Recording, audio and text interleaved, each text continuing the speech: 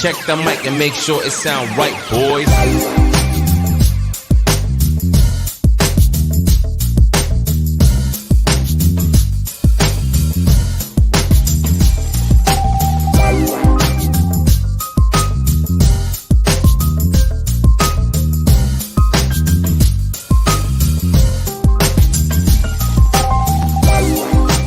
Welcome back to another episode of the Chad Smith Podcast. My name is Chad Smith, and today is Thursday, March 31st, 2022, and I'm joined, as always, by my loyal co-host from Southern California. Please welcome back to the show, Spooky Morales.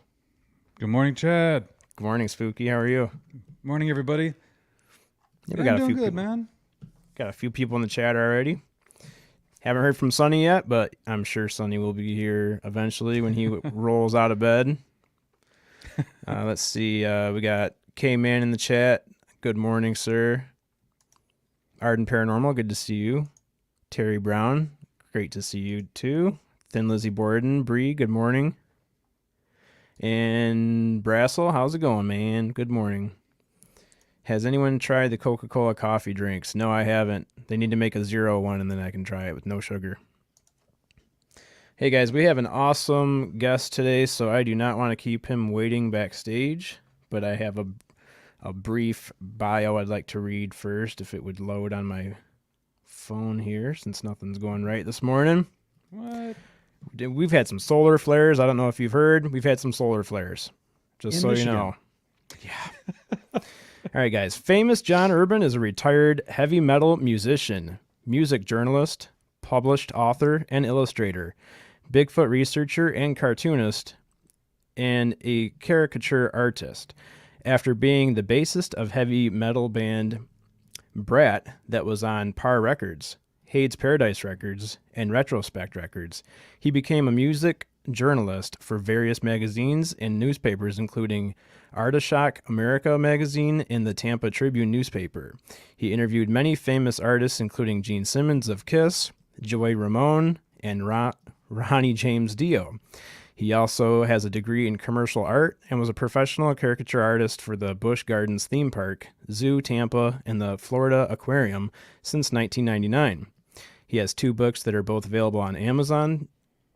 His debut was a book about werewolves that famous John both wrote and illustrated, called Ward the Wolf Boy and Night Terrors.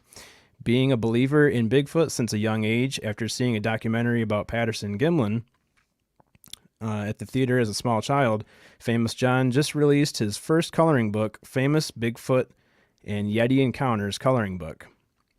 This collectible Bigfoot coloring book is a gallery of whimsical yet extreme cryptozoological artwork in graphic detail. More than just a coloring book of authentic Bigfoot art, it brings to life the unique and diverse Bigfoot and Yeti creatures witnessed on nearly every continent since man first began recording history. This collection features the most famous creatures, as well as the most epic Bigfoot myths, legends, encounters, and attacks, all presented in breathtaking detail and surreal mixture of fact and folklore. Just add color. You can find John's book at Amazon.com. So please welcome Famous John. Hello. How's it going, Hey, Famous man? John. Yeah, thank you. Really good to see you, Happy to man. be here. Awesome. Yeah, that was a great bio. I don't think I've read a bio that was that cool before on my Yeah, show. I'm ready to go home. That pretty much says it all. That pretty much just We're sums done. it all up. I was like, oh, See I was ya. going to talk about that. No, okay. I hope you guys like it. Yeah, awesome. And we got Bigfoot Anon in the house. Very appropriate for the guest that we have today. Mm-hmm. And Randall Speaks. He likes your hat. He says, great Oh, hat. thank you. Awesome. What he says, he also says, what up? I love Bigfoot. Yeah, we've got some Bigfoot fans in the house, as well as metalheads. So we got some metalheads in the house, Slayer fans, and Bigfoot fans. Awesome, man. So if we could just go over briefly how you got started in this and how you got involved in Bigfoot. Okay, perfect. Well, we kind of touched on it on my long bio there, but so let me grab something else. Mm-hmm. Got props today. All right. Well, the funny thing is that I was like the youngest of three sons, and my two other ones were into sports and the regular Leave It to Beaver type kids. And I was the weird Calvin and Hobbes type kid. I was into monsters and dinosaurs and all these things. And a lot of people say, "Oh, I've been into Bigfoot my entire life," you know. But with me, it's kind of true, because what I think is funny is that a lot of people, when they think what got them into being interested in Bigfoot, is either like the Patterson-Gimlin film or hearing the Hendersons or something like that. But for me, and I think a lot of people, if you think about it, most people's introduction to Bigfoot was this guy, That's Bumble right. from the Abominable Snow, from Rudolph the Red-Nosed Reindeer. Yep. Because basically, I was born in February of 1963, and that show came on. It premiered on TV the next year, 1964, and I watched it every year. So now I'm 59, so almost 60 years I've watched that thing. And that's the thing. When I was a little kid, I was just like, "Wow, that's the coolest thing ever," you know. But then, so I was already into it, but I thought it was a fantasy thing. But then when the Robertson-Gimlin film came out, a lot of people don't know this, but they actually made a documentary that was at movie theaters. And my parents took me to see it at the theater, and I'm seeing Patty, you know, the Patterson creature, on the big screen. I'm like, "Oh my gosh, this thing's real." And then a few years later, when I was about 9, The Legend of Boggy Creek came on. Got some sound effects while you work there. Well, the Legend of Boggy Creek came to theaters. My parents took me to theaters, so I don't know what they're doing, but they're just really encouraging this. And so basically, ever since then, you know, I was always interested, and so I've been reading about Bigfoot for all these years. So that's how I got started into it. Well, that's awesome. So when you were younger, around that age, did you also have friends that were also your age that were into it too, or were you kind of an outcast where you were? I was kind of an outcast. I mean, I wasn't like a loner or anything. I had friends and everything, but not the extreme I had. Now, when I got older, like around, you know, junior high, high school, the good thing about it is my two older brothers, we were all like 3 years apart. They're all into sports and things like that. And so they kind of had each other, and ended up being kind of introverted. Well, I had to go out and find other weird kids. So that kind of ended up making me being more extroverted, and I got the rock band and all these things. So yeah, I mean, it's kind of, it's really interesting because I mean, flash forward in the future with the powers of Facebook and things like that, it's just really cool that majority of my friends don't believe Bigfoot. If I talk with Bigfoot on my regular Facebook, they're always laughing. They'll post the pictures with Bigfoot dancing or Bigfoot playing the saxophone and all this stuff. And so I have to go out and find like-minded people. So I'm in like 30 Bigfoot Facebook pages. So it's just kind of funny. It's really cool that you can talk to people that aren't going to mock and shun you and stuff. And so that's one of the benefits of the social media thing. Right, exactly. Yeah, and then you can just, well, especially just with the UFO stuff, the UFO topic that I got into, even if you do run into a small majority of people or small minority of people that have a problem with what you're into, you can always find the small community like I did, and of open-minded people that are welcoming for that kind of stuff. Well, it's just kind of funny because basically, if you've been following it as long as I have, it's just people. What kills me is when people ask the same predictable, generic questions all over the time, like, you know, how come all the pictures are blurry, or how come they never found a body? And they act like, "Oh, I'm the first person to ever ask that question," and stuff. And we kind of, because I have theories about all that stuff, but I just kind of hate rehashing it every time. You know, it's like, you know, it's all, you know, so it's like this whole thing about believing. You either don't. It's kind of like having faith. You either have it or you don't. And people who just are programmed and only believe what they're told to believe, and think that if it hasn't, you know, it's just that there's like, I don't know, something like 800 million acres of forest in the world that have never been, you know, just to say there's no way a large primate could be existing. And that, to me, that's ludicrous. And let me just say one more thing on that. Is when people say, "Oh, I can't believe it because some people found a body by now." It's like, what I tell people is that Bigfoot has been sighted pretty much since man first started recording history. You know, Vikings saw them. I mean, it's just, you know, the Native Americans have their folklore go back 1,000 years. Yeah. And it's not like Bigfoot is just sighted recently. I mean, Bigfoot sightings go back like the 1800s and further than that on every continent but Antarctica.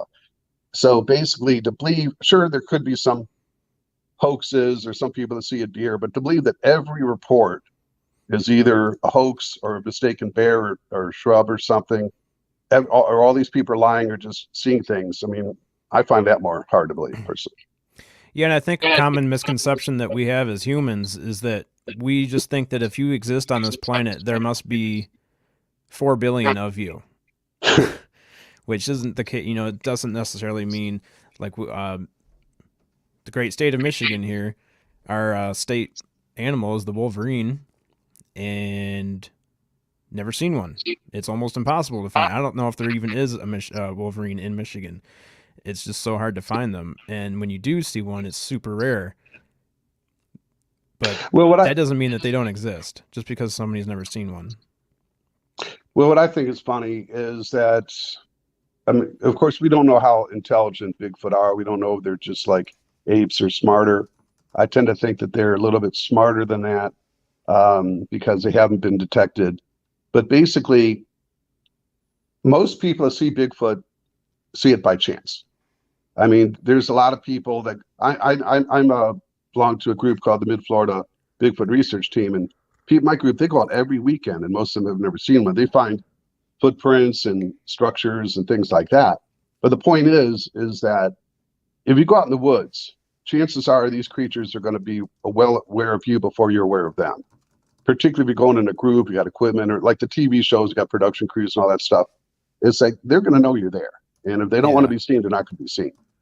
Right. You know, it's most people that see them are people that are like at night driving in cars to run across the road, or it's just by chance. I mean, every now and then these Bigfoot might kind of lower their guard a little bit, and you get like a brief glimpse of them, and they're gone. But you know, they know you're there, and they don't want to be seen for the most part. Some people even argue that with them being interdimensional, that they would even know before you even left your house that you had the intention to come out to see them. Some people, I mean, I've heard people say that too, that since time is just a human construct and time doesn't really exist in the grand scheme of things, that they might even know that you're on your way before you even get off your couch. Well, I never thought about it that far. That's interesting. I don't know. I'm not one of these people that have carved ideas of what I believe. I'm open-minded. I tend to think that I think they're flesh and blood creatures. Mm-hmm. But as far as talking about the spiritual or interdimensional, I mean, it would explain a lot, like how you see big footprints and all of a sudden they stop, or some people actually see them and they'll disappear in front of their eyes. So it would explain a lot. So I'm open to that idea. But I guess I kind of want them to be flesh and blood creatures, that way. So me too. So actually, it's hard to say. I mean, it's just. I mean, the thing about like people say that they were brought here by aliens. I mean, basically, if that is true, then aliens would have had to drop them off like hundreds, if not 1,000 years ago, and then keep up with it. You know, and just like how man, when they first started sending ships in outer space, they used chimpanzees and monkeys. But then once they got their act together, they stopped doing. We're not still sending chimpanzees up there, you know. So for aliens to be able to do that, it's just like you're telling me they've been doing the same thing for hundreds, if not 1,000 years. I mean, it could be. They could be like they use them as scouts to go out and gather things and stuff. It's possible. Yeah. But I just like to think that they've always been here because I mean, I just kind of think that everyone talks about the Gigantopithecus.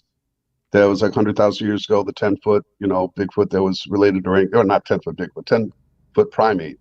Mm-hmm. Some people think that's what Bigfoot is, and that's possible. The main thing about Gigantopithecus, hard to say, is that I'm not necessarily saying that that's what Bigfoot is, but it does validate that at one point in time, a 10-foot primate existed. A lot of times they think they're bipedal. So if something that looked like Bigfoot existed before, then it could possibly still exist. That's true. But I kind of think it's some sort of a hybrid of different prehistoric creatures.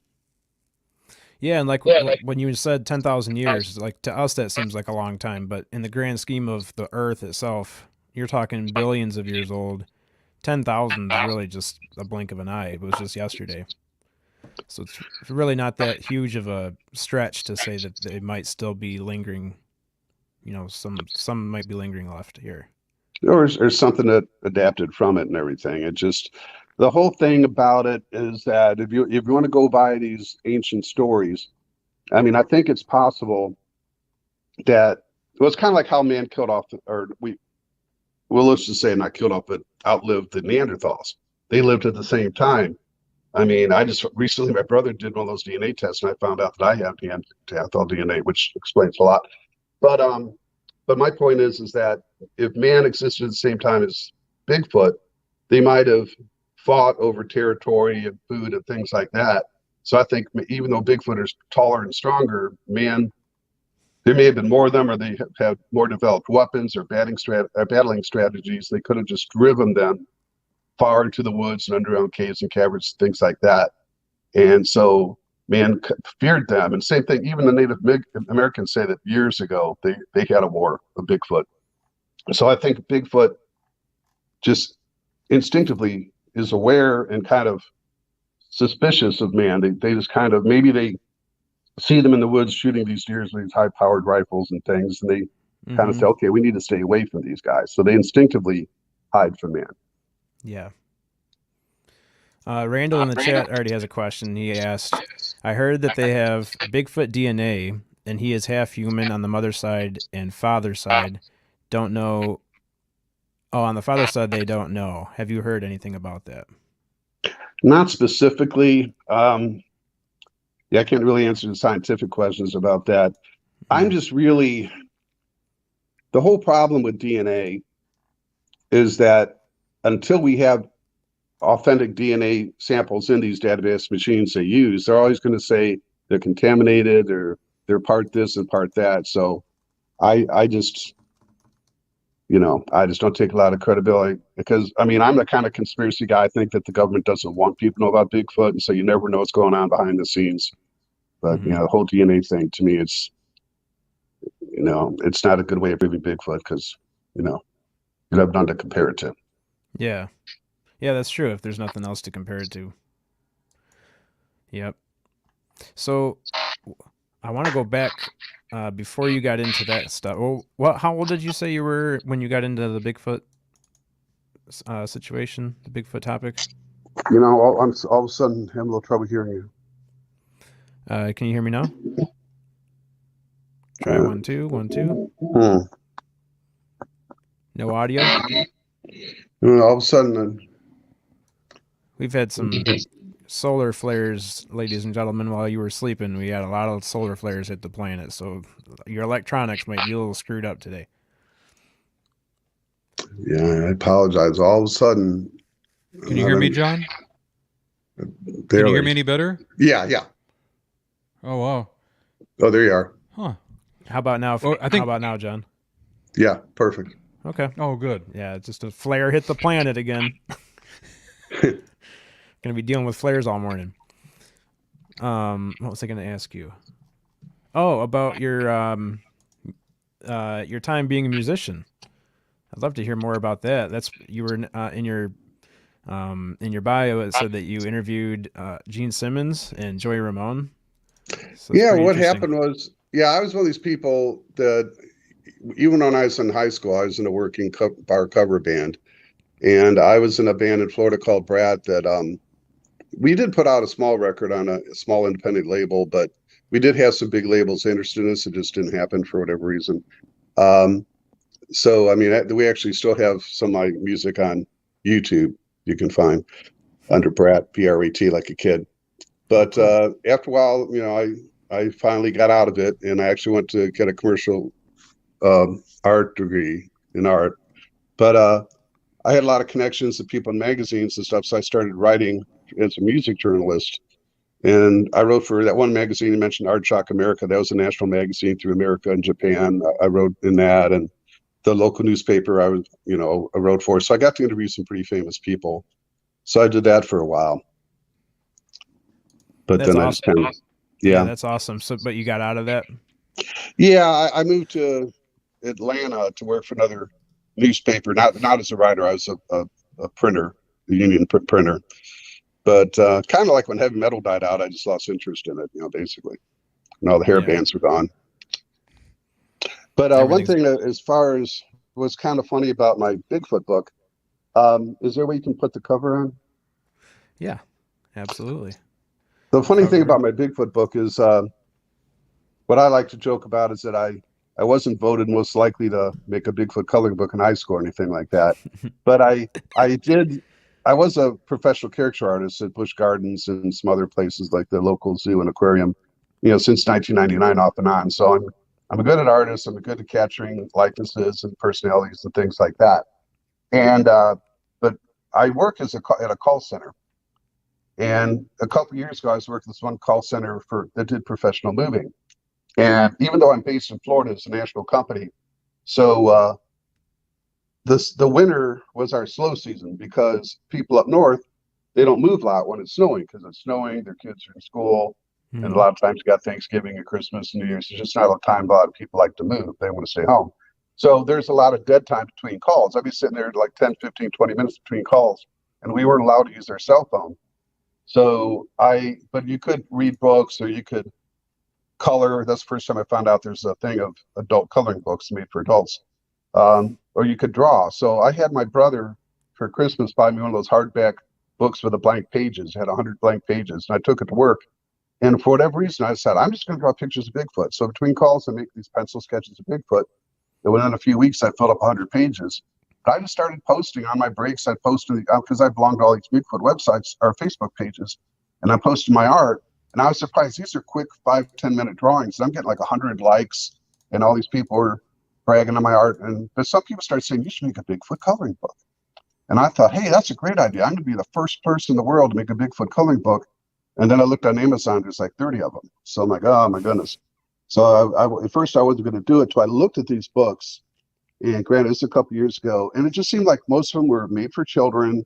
They're the happy, frumpy Bigfoot, frolic in the woods with the woodland creatures and everything else like that. And I thought, well, I don't think that's how Bigfoot is, because a lot of people see Bigfoot are terrorized. Some get PTSD. Some people that are avid hunters and hikers are afraid to go in the woods or for years or sometimes ever. Some people have Bigfoot come to their house. Hey, can you post the number 5, the window picture? Yeah, that would be this one. Yeah. Sometimes when that's my drawing of a alpha male Bigfoot looking through your window. I mean, can you imagine looking through your window and seeing that and knowing that this creature knows where you live and everything? Some people move away from their houses. So I'm saying that not everyone that sees Bigfoot wants to see Bigfoot or is happy about seeing Bigfoot. So in my book, I said, okay, I'm not going to draw this for small children. I'm going to draw it, for adults or teenagers, that type of thing. And I'm going to make them a little bit more intimidating and scary looking. Mm-hmm. And then also I'm going to have them look real muscular because, if you ever see like a gorilla in a zoo, back in the old days in the 60s, you go to see a gorilla in a zoo and they'd be old-fashioned bar cages. They have the cement floors and they just have a tire to throw around. And these things were bored and depressed, and they just would sit there and they'd be all fat and out of shape. But now you go to places like Busch Gardens, you see these gorillas got the natural settings, got the waterfalls, they got the trees and rocks to climb on. These Bigfoots are very muscular and stuff. And that's why I think Bigfoot are, because these things are always on the move. They're hunting deer, they're always on their feet. And a lot of people that see them say that even beneath all their body hair, you can still see all these muscles and the 4-foot shoulders and all that stuff. So my Bigfoot are more detailed, they're more graphic. And so that's what I decided to do. And then also, the main thing I think is fascinating about Bigfoot is that when people describe them, the faces are always different. I mean, it's not like they all look like the Patterson film. That'd be easy. But sometimes people say that they look human-looking. Sometimes they look ape-like. Sometimes they look like a cross, like a Neanderthal. So there's all these different looks. So my book, I try to explore all the different looks of the Bigfoot. And then on top of that, it's kind of like a history book. I have all these like famous cases, like the Patterson film or Ape Canyon, and I could go over them. But basically, my book has a 2-page glossary of I describe every page what every Bigfoot is. So the whole thing is, it's not really for children. And even if you don't want to color it in, it's a good collectible for Bigfoot fans because it shows my take on all these different famous Bigfoot stories and sightings and encounters. So that's what kind of influenced. But so okay, I'm going to do something totally different. And so that's my book. Has all these different stories illustrated. Yeah, he's not the cute and cuddly character that you'd see in a children's book. This is the real deal. The funny thing is, I actually put on the front cover disclaimer is I put recommended ages 8 to 80. Small, maybe too scary for small children, because I'm selling my book on Amazon, and I don't want these overprotective mothers thinking they're ordering some Barney book for their kid and seeing these scary Yeah. things and then writing bad reviews. I mean, I purposely put two Bigfoot fighting on the cover just to give a thing like, okay, this is, you know, Right. I mean, I don't really think it bothers. Nothing really, inappropriate. It's just, it's just, Not what they would be looking for if that's what they were looking for. yeah. I always, I want to get it for my kids. I'm like, well, how old are your kids? They're like, 8 or 10. Oh, okay. But Yeah. it's not Barney. Not meant to be. Right. Well, yeah, those are really cool, detailed images, like all the hair, and like you can tell in his eyes and his facial features that he's not there to have coffee and donuts. He's trying to get in the house. He's trying to figure out how to get in there to get to you. So yeah, Well, a little bit more. it's just like I said, I don't pretend to know everything, but it's like, I think majority of Bigfoot, they just want to be left alone, be away from people. I think there are some situations when you hear about people, them looking in the window stuff, there is some curiosity, but I kind of think a lot of it has to do with them being territorial, because sometimes people build these houses right by where they live. I know a guy that has Bigfoot to live in his area, that he's been there for years and has kind of, gifted them and kind of built up, where they kind of put up with each other.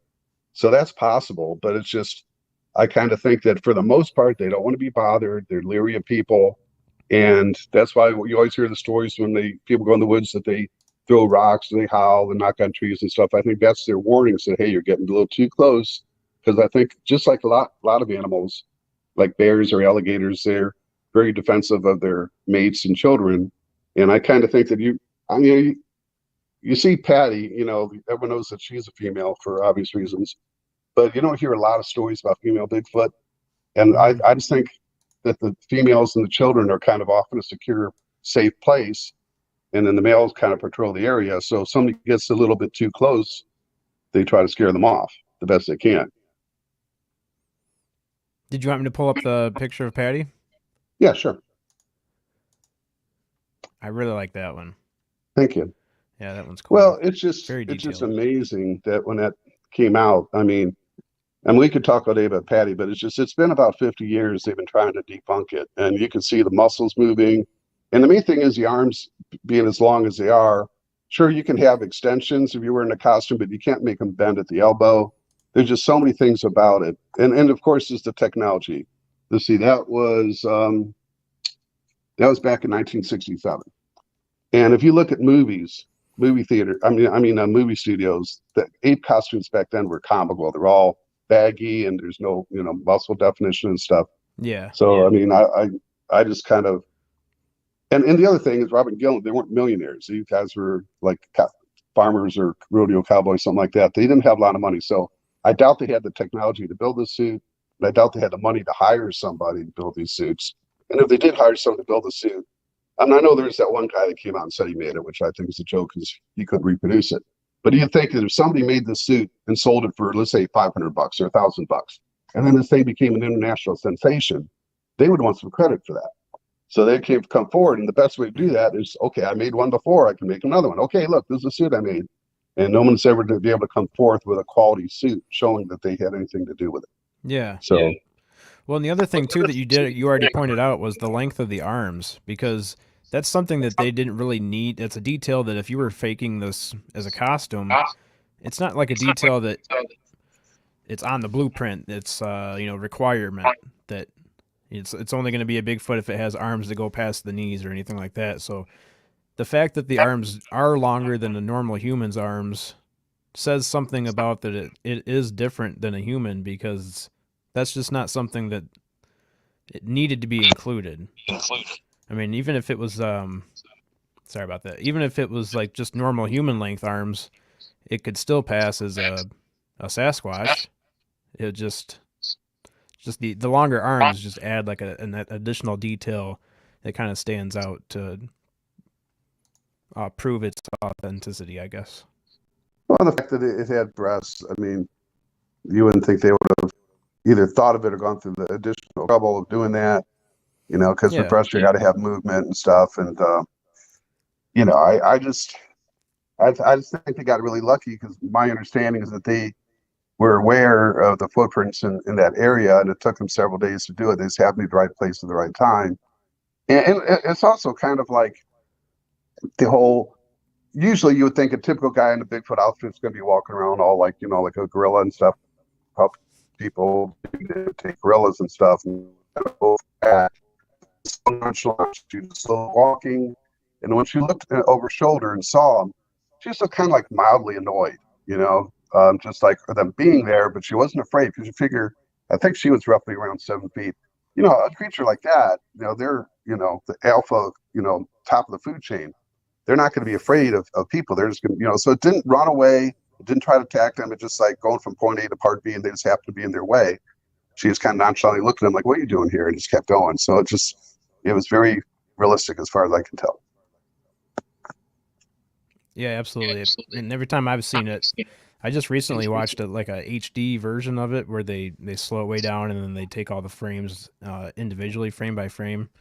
And yeah, I don't know, it just looks way different than anything that you would see digitized on the internet, like on TikTok or anything where you can clearly see that it's manufactured. It just stands out as its own film.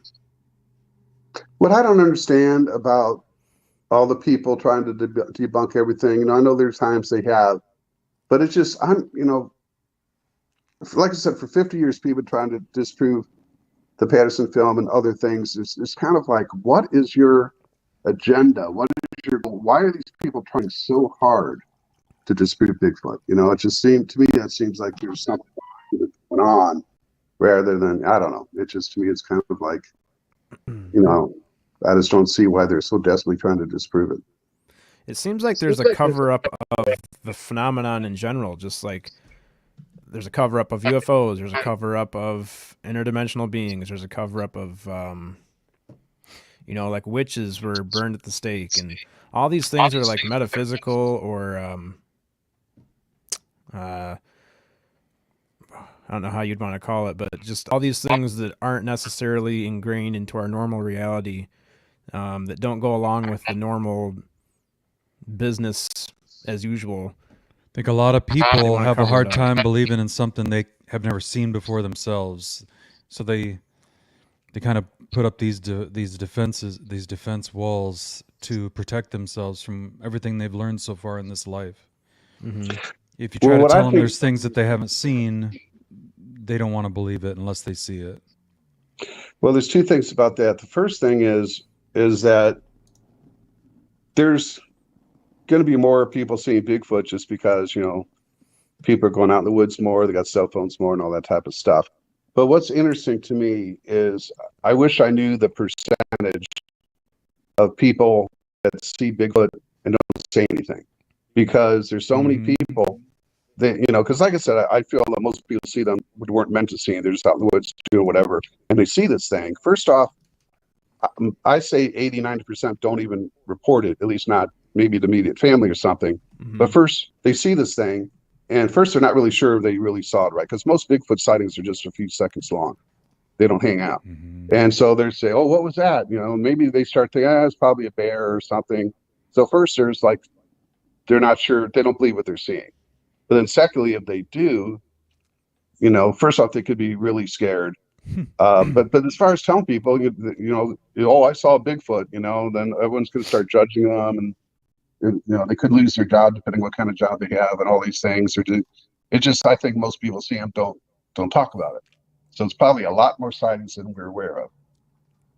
But on the other thing about, like, I'm kind of a conspiracy theorist in the fact that I think the government have been trying to cover them up for years. And so anytime they have any like hard evidence, like somebody finds a body and reports it or something like that, I think there is kind of like a Men in Black type secret task force that kind of covers it up and kind of tells them, okay, you're not going to talk about this, and we'll be watching you, we'll be back, all that type of stuff. So I kind of think that's why you don't see, you know, if you see a blurry photo, okay, they'll let that slide. But you start getting something similar to the Patterson film or live body or things like that, that's when I think the government's not going to want you to release that.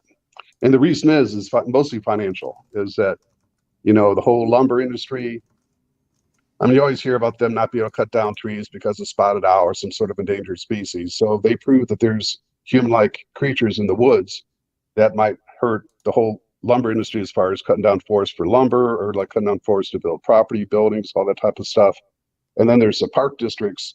There's like 10,000 parks. I can't remember off the top of my head.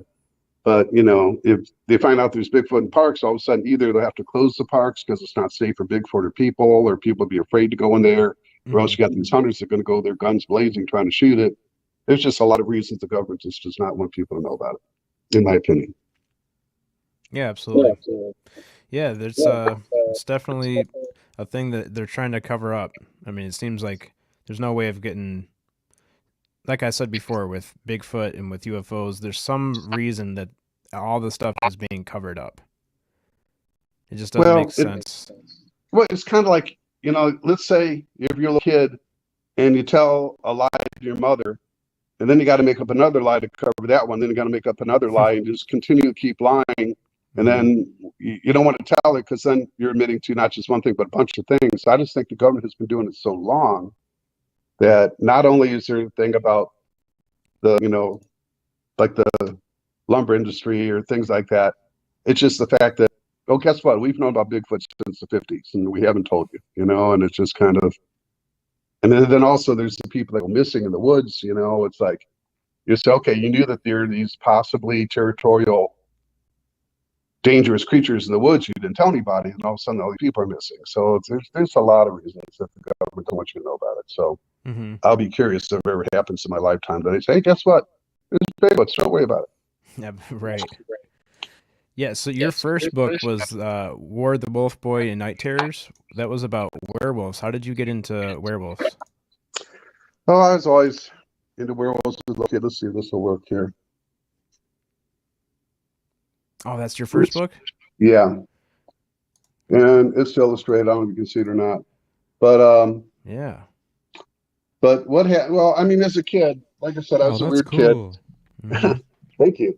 Well, I was always into the monsters, the universal monsters like werewolves and Dracula and all that type of stuff. And so I just kind of really what I was going to do is I was going to illustrate book covers for other authors. So I thought, well, I was going to make a book to use just kind of a tool, a marketing tool. And I came up with the idea about this small boy who was raised in an orphanage, and that he basically was there since he was a baby. And he had a really superstitious, cruel lady that ran a small orphanage. And she thought he was evil because he had one brown eye and one blue eye and bright red hair. And he would always draw these pictures of werewolf creatures that he saw in his dreams. And what I did, I took back in folklore, supposedly back in the ancient days, if someone was born with bright red hair or two different eye colors, they thought they were a werewolf. So that kind of came from that. But long story short, is basically she kind of really treats him really badly and stuff.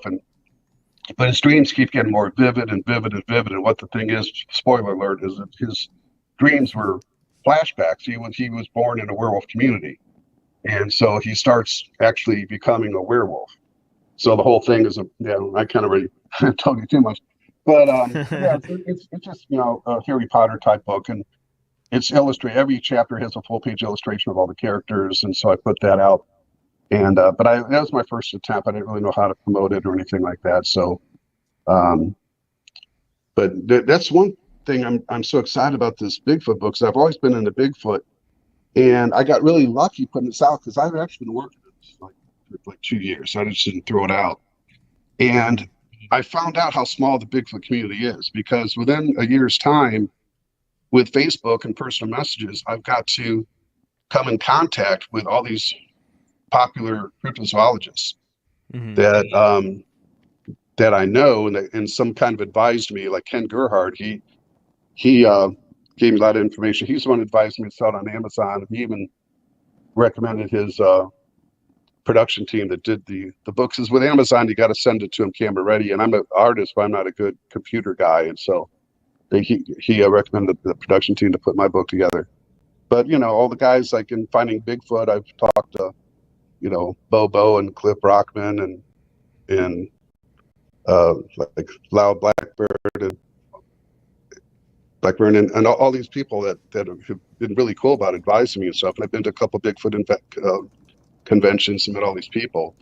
So what I'm excited about this book is that I just put it out in the middle of December, and already I've got it into several Bigfoot museums. I mean, like Lauren Coleman, he's another person that was advising me. He's got his museum, the International Cryptozoology Museum in Maine.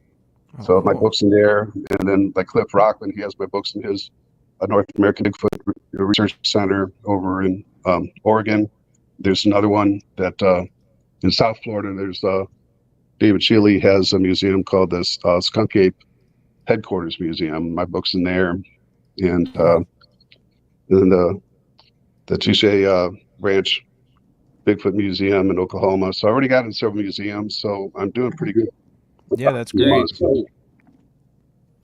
Spooky. We'll have to figure out what museum that is that our friend hangs out and does security for, and see if he can get that. See if his book can be put in that museum too. Absolutely. Well, that's the thing. I mean, I'm fortunate because I mean, I have a list of museums I want to contact, and I didn't really think I'd have it in so many museums so quickly. So it's doing pretty good. Yeah, but like I said, that's what I think. The whole thing is different because there's a lot of Bigfoot books out there. But I think the main thing is that, like I said, I got a 2-page glossary, and it doesn't tell the whole story. But it gives like a brief description, but also give dates and things like that. That way, if you see something that you're interested in, then you can go Google it and look it up. So it's kind of more of a reference of all these different stories, because there's some really crazy stuff in there. But what I think is really fascinating is how far back they go. Like there's like the wild man from Tennessee. That was back from the 1800s. There's a blue man of the Ozarks of like 1860s. There's all these stories. It's not just recently, I mean, what's really funny is that like one of the stories that are pictures I have in my book is Daniel Boone shooting the Bigfoot. And Daniel Boone actually wrote that apparently a Bigfoot, or what he called a Yahoo, I believe. But it was like a 10-foot hairy creature that it was attacking his son. It's a bipedal creature, basically a Bigfoot. And he tried shooting in the chest, didn't do anything, and he finally did a headshot and killed it. But Daniel Boone claims he killed a 10-foot hairy man-like creature. And then even Davy Crockett claimed that he saw one. And then the Lewis and Clark, when they're on their expeditions, they wrote about these giant hairy creatures that would eat horses. And, then Teddy Roosevelt he didn't see one, but he wrote a story about, some people that were attacked by Bigfoot. So all this stuff goes back all this time by famous people crediting Bigfoot. The Vikings wrote about them, and it's just, it's just not a recent thing. They had encounters where they had stories where the Bigfoots were eating horses. Yeah, Lewis and Clark did. Yeah, they had these wild, hairy creatures, and they just said that they ate horses. And it wasn't really all that detailed, but it sounded, Well, that's pretty interesting, given how fast a horse can run away. So, yeah, I mean, you figure Bigfoot's primary food source is probably deers, and they can't shoot them. So, I mean, they probably figured out a way of, like, trying to circle them and, herd them or whatever. But that's one of the fascinating things about Bigfoot is that they're so big and bulky and muscular, yet people always talk about how fast they are. You would think they'd be these slow-plodding creatures, but they can outrun a man, supposedly. So, yeah, I can't stop thinking about the whole horse thing, because even if it was a black bear, like you said, the Bigfoot would be intelligent enough to, like three of you guys go over here, I'm going to go over here, we'll circle them and come in together. Where a black bear is just not going to have that type of mentality. It's just, it usually hunts by itself, or a grizzly bear, and there's just no way it's going to catch a horse. I don't, unless you tied the horse up or the horse was sleeping or injured or something like that. I believe a horse would get away from a everyday bear. But if you're talking, like the legitimacy of Bigfoot, I mean, I can see how that would be more legitimate. How they would work together to come into the prey like that. So I like that. I like that you brought that up, the horse thing, because that just lends more credibility to it. Well, just like another one of the drawings in my book, there's an old story about a creature they called Jacko. Have you ever hear of him? No, I don't think so. Okay. This was back in like 1884, that there's this train that is driving along and it saw this creature lying on the tracks like it was asleep or something. So they stopped the train and this creature got up and it started running away. They actually chased it and actually were able to, somebody was overhead, threw a rock on its head, knocked it out, and they actually brought it to a jail. This creature, now this is in 1884, and they said it was gorilla-like. They didn't say it was a gorilla. They said it was gorilla-like. And it's in America. I don't know where a gorilla would come from, but it was like 4 or 5 feet tall, and it's covered with hair, long black hair and everything else. And they had it in this jail, and they sent it off somewhere, and they don't know what happened to it. But here's in 1884, people were talking about like Bigfoot type creatures. So I mean, these things date back to really, long ago. Probably the weirdest one. Did you ever hear of Zena from Russia? Zena? No. Okay. This is a story, and that was back in the 1870s, that in the small village in Russia, there were reports of this wild creature, like a Bigfoot, wild man or whatever you call it. And so I guess this prominent person in the village, chartered some guys to go out and hunt it, and they found it is actually a female creature. And they brought it back against its will, and this guy locked it up for like 3 years in a jail. And like a Bigfoot type creature. And basically after 3 years, it kind of tamed it down and he let her loose, and she kind of spent the rest of her life there walking around the town. But this thing was, I believe, 6.5 feet tall. It's very muscular. It was stronger than a man. It could outrun horses. The whole time it refused to wear clothes. It never spoke. And this thing, lived there for years in this village. And, so, and that was like, I mean, I don't know what that was. 1870s. They're talking about this, and so all these stories about these creatures, and back then there wasn't a lot of people communicating from one place to the other. Wasn't like someone in New York say, "I saw Bigfoot," and then someone in California, "I saw one too." It's just they weren't, they had newspapers and stuff, but it's just weird that all these years that these stories have been popping up. It sounded like somebody's drunk uncle moved into town unwanted, won't wear clothes, won't leave. Well, but it's just, I mean, I know people exaggerate, but the fact they're saying, okay, it's fully covered with hair and could outrun a man. Oh, she could go into freezing water, without it bothering her. And so I don't know. I don't know what it was, but some people thought it was a Neanderthal or hybrid or something, but it's just a whole thing of, and the other thing, a lot of times back in the older days, they used to call them wild men. And a lot of times that they're more human-like, they just had hair all over their bodies. And like I said, I mentioned that one man, the blue man of the Ozarks, it actually had like a loincloth, actually wore clothes and had a club and everything. So that's just so weird. They always have these different things going on as far as how they look. They're not all the same thing. I've even heard stories, people say that Bigfoot not only looked human, but actually attractive. So it's just a little strange.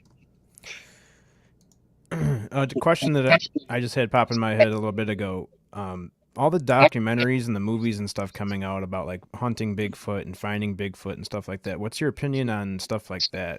Is that pulling money out of places where it shouldn't be? Or well, I mean, that's the sad thing about it, because it just seems like you start getting some decent quality photos and the plaster cast and the videos and all these things, and the sad thing is nobody's going to believe in Bigfoot till there's a body, either alive or dead. And there's some people that think it's worth the sacrifice to kill one adult male to prove that they're out there, and then they can kind of use that to protect other species. But I just don't know. I mean, what are they going to do if they find out that they're real? I mean, or at least let's say the government admits that they're real. I mean, are they going to close off the parks? They're going to go in there and hunt them down? Are they going to capture them and put them in zoos? Because every zoo in the world is going to want a Bigfoot. That's the problem. All the macho men that have something to prove would immediately go out into the woods and just try to annihilate it. Yeah, I mean, I don't think there's any scenario where it's going to be advantageous for the Bigfoot. You Not know, at all. No. so in a way, I kind of hope it doesn't happen, because for me, I don't need to see it to believe it. I mean, it just, that's only for the people that I'm not going to believe one until I see one. It's like, well, you'll still probably find a way to say it, but then I don't know. So Yeah, when you bring that up, it's almost like, man, I hope nobody does find them. well, I mean, They're just going to commercialize them or kill them. well, there's been a lot of stories about Bigfoot, people seeing like military people going to the woods and shooting them and things like that. Well, the interesting thing about it is that, let's see here, when the at Mount St. Helens, when they had that big volcanic explosion, do you remember that? Yeah, is that in Washington? Yeah. Well, years later, there's been several people in the military have come forward that said at that time they brought them in to be guards, and they closed off all the area, and they said that they saw like dead Bigfoot, and even one person said they saw a live Bigfoot, and so the government took away these dead Bigfoots and at least one live one, and there's been 2-3 people all came up with similar stories. So I don't know if all these people just randomly started making up these stories or not, but if there's any truth to it, then the government has had Bigfoot for years now. And but I just kind of think that they kind of have some sort of agreement with law enforcement and stuff. Because I mean, you hear a lot of times that park rangers are told, like when they retire, they're told, yeah, we were told never to talk to civilians about Bigfoot.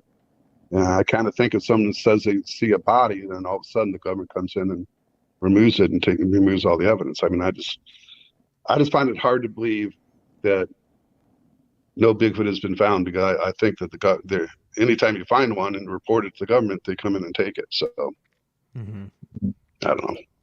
It's my belief. Yeah, I had another question about about your beliefs on it. Do you?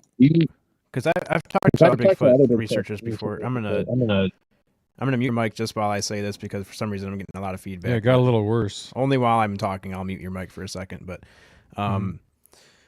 so I've had other Bigfoot researchers on here say that they can, when they walk into the woods, it's almost like they can feel that they're being acknowledged, and that the Bigfoot in the woods know that they're there, and they'll actually leave them like glyphs on the ground, or they'll snap a branch kind of halfway down or something like that, just to kind of show that their presence is there and that they know that you're there, and it's like a mutual communication and a mutual understanding. Is that something that you also subscribe to? Yeah. Well, I do hear a lot. Well, first off, people just have that feeling of being watched. But as far as being communicated, I mean, again, it just depends on how intelligent you think these creatures are, whether they're just apes or as smart as people, or if they have some sort of telepathic abilities. Because I know someone that told me that she actually heard a Bigfoot. She saw Bigfoot. She actually was able to hear in her mind it speaking to her. So there are stories like that. It might seem a little far-fetched. I don't know, but there are a lot of stories about that. So, I mean, I just think that the reason that Bigfoot is so rarely seen and everything is the fact that they have a lot of more advanced senses of hearing, smell, and vision. And I mean, because what I kind of think is that when man started out and man was a caveman and stuff, he decided to advance technology with weapons and machines and tools and wheels and fire and all that type of thing. Where I think with Bigfoot, they're more content with just being in the woods like that they were made. And instead of going through technology, they just found more ways of advancing their senses, and mostly camouflaging and being stealth, and just finding ways that they can exist without being known by man. It was like a self-defense mechanism. How far back do you think these guys go? You said that they were here before us, you think? Oh, it's really hard to say. It's possible. I mean, it's kind of like alligators, for example, or crocodiles. If you believe in evolution, they have lived since the dinosaur age without really changing that much. So it's possible that Bigfoot have been kind of the same way before man, but I kind of think that there are all these different prehistoric hominids, and I think there's a lot of interbreeding that came along that over time they became what Bigfoot are. So I don't really know when they started, but I think they existed along with ancient cavemen. Yeah, I think that it only makes sense that they would exist before us or even with us, but they were here before we kind of got to the point where we are now, just because everything before us was way larger. So like if you go to the dinosaurs and then to us, the whole age of the dinosaurs, everything was way bigger. The birds were way bigger. The mammals were much larger. So it would only make sense that it would go from that to like an 8 to 10 foot creature and then to us. So just that timeline is interesting to look at. Okay, well, what I think about that and what I've heard is that I think, Bigfoot has existed at least as long as man, if not longer. And I think the explanation of how they got so big was that I saw a figure the other day, I think acres of forest around the America. There's just a lot of woods out there. And what I found out is that with major predators, they tend to get larger because, they get more food. There's, if they're on the top of the food chain, you're not going to be hurting for food. And to get some sort of creature like Bigfoot that, if he's eating deer and feral pigs and wild turkeys and all these other things, they have a tendency to get bigger. Because I hear even in Alaska, they're supposed to be really huge, like 6 foot wide shoulders and all that. So I think just being an alpha predator would allow them to have the access to food to become bigger like that. Mm-hmm. One of my friends was here. Sorry, I have to. I feel bad every time I have to mute you, but there's a really bad echo for some reason. One of my friends I was talking to before I started the show today heard that you were going to be on, and he wanted me to ask you what your thoughts were on Loch Ness Monster, because he's not really into Bigfoot, he's not really into aliens and stuff like that, but for some reason he has a huge fascination for Nessie Loch Ness monsters. So I know it's out there in left field, but just if you could give your opinion. No, I welcome that question because I have always been fascinated with Loch Ness Monster as well. The thing about, well, first off, one of the things one of the sayings in my Ward the Wolf Boy book is that I think that and I really believe this, I think there's always some basis of truth in all myths and legends. So in other words, you hear these stories, like let's say werewolves. I mean, it could be because how sometimes there's that disease where man has hair all over their body or whatever. Maybe that happened to somebody, they threw him in the woods as a child, he grew up crazy or whatever. But I think that there's something behind all major stories like that. So I think there was something in Loch Ness. And I kind of like to think it's like the plesiosaur type creature like you always see. But, some people say it's like those big sturgeon fish that get like 15, 16 feet or this or that or the other thing. One thought I have is, Loch Ness is ridiculously deep. I wish I could remember exactly how deep it is, but it's really like 600 feet deep, something like that. I don't know, I can't remember. But it's possible that there might be some underwater channels that lead out to the ocean, and maybe Loch Ness only go there periodically, like debris be there all the time. But I just think if something for so long have had sightings like that, there has to be some sort of creature in there. So I do believe that there's something in there, and I'd like to think it's some sort of monster like a plesiosaur, but I'm not sure. But I'm very interested in Loch Ness. Yeah, man, Loch Ness is 745 feet deep. Oh, there you go. I was close. 600. Yep. That is. Yeah, it just. But there's so much things now. Like right now, what's getting really popular is Dogman, which is kind of like werewolves. That's getting more popular now. Of course, Chupacabra. There's all sorts of things like that out there, but it's just a whole thing as far as like new creatures are discovered all the time and everything. So, just there's no telling what's true and what's not. There's somebody in the Facebook chat that wanted to know about Lechuza. Lechuza? Yeah. Is that another I'm not cryptid? sure what that one is. Lechuza. Can you ask him what Lechuza is? Oh, it's the Mexican. It's the owl. The owl. Here, I'm gonna have to mute you for this, but it says the spooky lore story of the Lechuza started centuries ago and is rooted in Mexican and Texano folklore. Legend has it the Lechuza was a witch who was exposed for practicing the devil's magic. Well, I'm not familiar with that one. That's interesting. Yeah, when I pull up a picture of it, it's an owl. Lechuza means owl in English. Yeah, it's like an owl lady. Owl lady. There's so many different ones. Man, this echo is... Yeah, I got worse.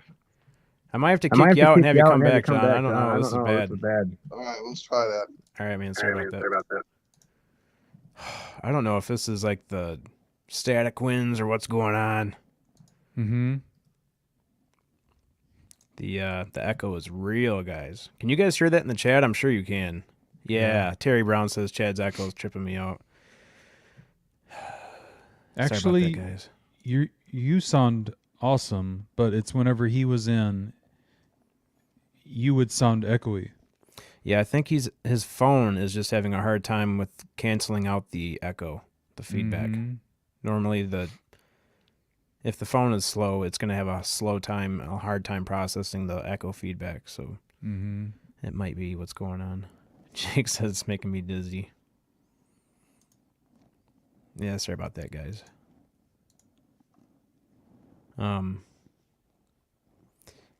Let's see how he sounds. I try something different. Is it so bad? Hey, John, sound test. Nope, we're good. Okay. Yeah, because I copied the link and went into, rather than going direct, so maybe that got something to do with it. It sounds better? Yeah, okay, much better now. Yep, absolutely. There was a funny question. Where'd that funny question go? When we were talking about you being in the band, Alex is in a band too. He plays a few different instruments. And he said, John, Spooky, and Connor, let's start a band, Cryptid Death. I'll supply the blast it's really beats. funny you said that, because basically I have been in a band a few years and everything, and I used to try to do it all, write and do artwork in the band and everything. And what's the saying? The master of, what's the master of none? Anyway. Yeah, what is that called? That's gonna bug me now, man. Oh shoot. Master of none. Something of something. Jack of all trades. Jack of all trades, master of none. Master of none. Well, that's the whole thing about it, is that, I still work my day job and everything. It just, to me, I've had several offers me playing in a band and lately, and I've been turning them down because basically, I just released my book and I'm trying to promote it. I'm trying to get my website up. I'm still trying to get all these different venues to sell my book and everything. So I just don't really have time. I know he's kind of, obviously he's probably another area, probably wasn't serious about forming the band. But yeah, at this point, I'm just holding off other projects and trying to concentrate on this. So I'm just kind of doing this full time. Yeah, I understand how that goes. I mean, I had some other interests too before I got into this whole podcasting world, but all that kind of stuff is kind of, well, a lot of it has to do with the weather. It's not very nice out, but a lot of it has to do with this podcast that I've put a lot of stuff on the back burner and kind of spent a lot of time focusing on this now. So I definitely understand what you mean by that. Kind of just have to prioritize what's most important. I was just thinking about how John must identify with Tom DeLonge of Blink-182 for being so interested in getting involved in the UFO world. I wasn't aware that he was, Oh wow. but yeah, it just, to me, I don't know. It's just the whole thing, because I'm interested in UFOs as well, but just my primary interest is Bigfoot right now. And it just, to me, it's like I said, when I was a little kid, I saw the Bumble on Rudolph the Red-Nosed Reindeer, and it was a cool thing. And the funny thing is, I've always been into like gorillas and monkeys and chimpanzees and stuff. So pretty much anything that was ape-like, I was into. I was into the King Kong movies. I was into the Planet of the Apes movies. Later on, I was into like Chewbacca from Star Wars, anything like that. So it's natural I'd be interested. I mean, I remember when I was a little kid, I was taking my GI Joe figures and gorilla dolls and pretending to be hunting for Bigfoot and everything. So, but just the idea, it's cool enough if it was just a story about some monster that looked like a giant human covered with hair walking on its hind legs. That would be interesting enough if it was just fake. But the fact that something like this could really exist, and also not just somewhere in the Himalayas, but actually exist where you live. I mean, because Bigfoot, they used to think it was just in the Northwest in California. Now it's in pretty much most of the places around the country. Like, for example, I live in Florida, and there are a lot of sightings in my general area. I mean, I live in Tampa, but I'm not far from Sarasota, and they got a big park there called Mayaca State Park.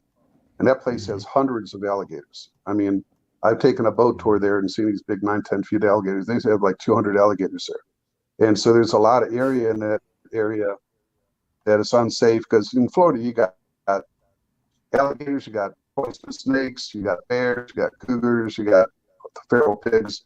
And there's a lot of places that people are afraid to go. Like Finding Bigfoot did a whole show there in Mayaca Park. So, and then also the Everglades. There's a lot of sightings and up in Ocala State Park. So it's just the fact that something like that actually exists, and exists kind of close to home, where that to me is fascinating. And I mean, like, who wouldn't want to believe in that? I mean, it's just interesting. Even people that aren't really believers, they still find it interesting. A lot of people watch these Bigfoot shows don't really believe it, but they still think it's cool. Yeah, I think people, even if they don't agree with something or they don't fully believe something, everyone loves a mystery. Everyone loves like a what if. Like, maybe it's real, maybe it's not. Even if they're not fully aware of Bigfoot. Oh my God, there's one standing there. Oh my God, there's one right there, man. Be careful. Yeah. I've just shown, because I've done a, let's see if I can stand up next to it. He's like, what? Holy smokes, he's awesome.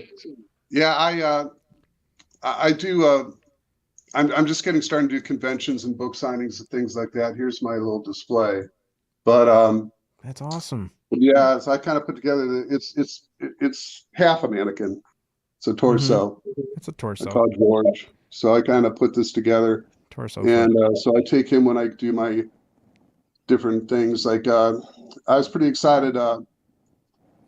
Back in January, there's a Florida convention that's been going on for 2 years now, called the Great Florida Bigfoot Convention, and it's in Lakeland, Florida. So I had a booth there this year, and a lot of like that Myra Meyer from the Expedition Bigfoot was there, and Lauren Coleman was there and everything. Matter of fact, I wanted to mention that I belong to a local Bigfoot research group called the Mid-Florida Bigfoot Research Group. And they go out every weekend looking for Bigfoot. And one of the women there, a fellow Caesar, she belongs to a group called Casper, which is mostly like a phenomenal, like with kind of everything from like Bigfoot to UFOs to ghosts and everything. And she's putting together a convention called the Southwest Florida Skunk Ape Convention. It's in June 4th in Punta Gorda. But what's cool about it is the Skunk Ape Convention. So this one is specifically more about Florida Bigfoot. And there's a lot of experts in this area. I don't know if you saw the first Expedition Bigfoot, but there's a guy there. They call him RPG. His real name's Ryan Galumba. And so he's going to be there. And there's like a guy named David Shealy that I'm friends with. He owns this cool museum over there by the Everglades called the Skunk Ape Headquarters. My book's available there. He's going to be speaking there. There's a guy named Stacy Brown Jr., a friend of mine, Connor Flynn, another guy, Robert Robinson, writes these books about legend trippers. And there's a woman named Marie Dumont that she's the one that put together this Bigfoot group I'm in, and she goes out every weekend looking for Bigfoot. So, and I'm going to be speaking there too and have my booth. So that's kind of cool that it's all there in this general area. There's a lot of really big experts who specialize just in Florida Bigfoot. Yeah, man, I was just going to say, Bigfoot Anon, who was in our chat earlier, I don't know if he's in here now. He hops in and out. Have you heard of him before? Bigfoot Anon, his name's Connor. Connor Flynn? Yeah, Bigfoot Anonymous. I don't know if he goes by Bigfoot Anonymous, but Connor Flynn is, yeah, he's one of my friends that's in the group, and he was at the last convention I told you about. Awesome, that's man. Yeah, him. Connor Flynn. That's him. Yeah, I think that's who recommended me to you guys. Yeah, as a matter of fact. Oh, cool. Yeah. Oh, that's great. Thanks, Connor. Yeah, he's a very cool guy. Awesome. Yeah, actually, I wasn't sure if Cassie hooked us up with you. It's called Big Brother Bigfooter. Yeah. Yep. Yeah, that's him. He's a friend of mine. Awesome. That's cool. I was going to say, if you guys aren't friends, you need to be. Yeah, he's very cool. Yeah, I like him a lot. Cool. Hell yeah. Yeah, so that's so he was at the convention too then? Yeah, he was at the last one. He's going to be this next one as well. Cool.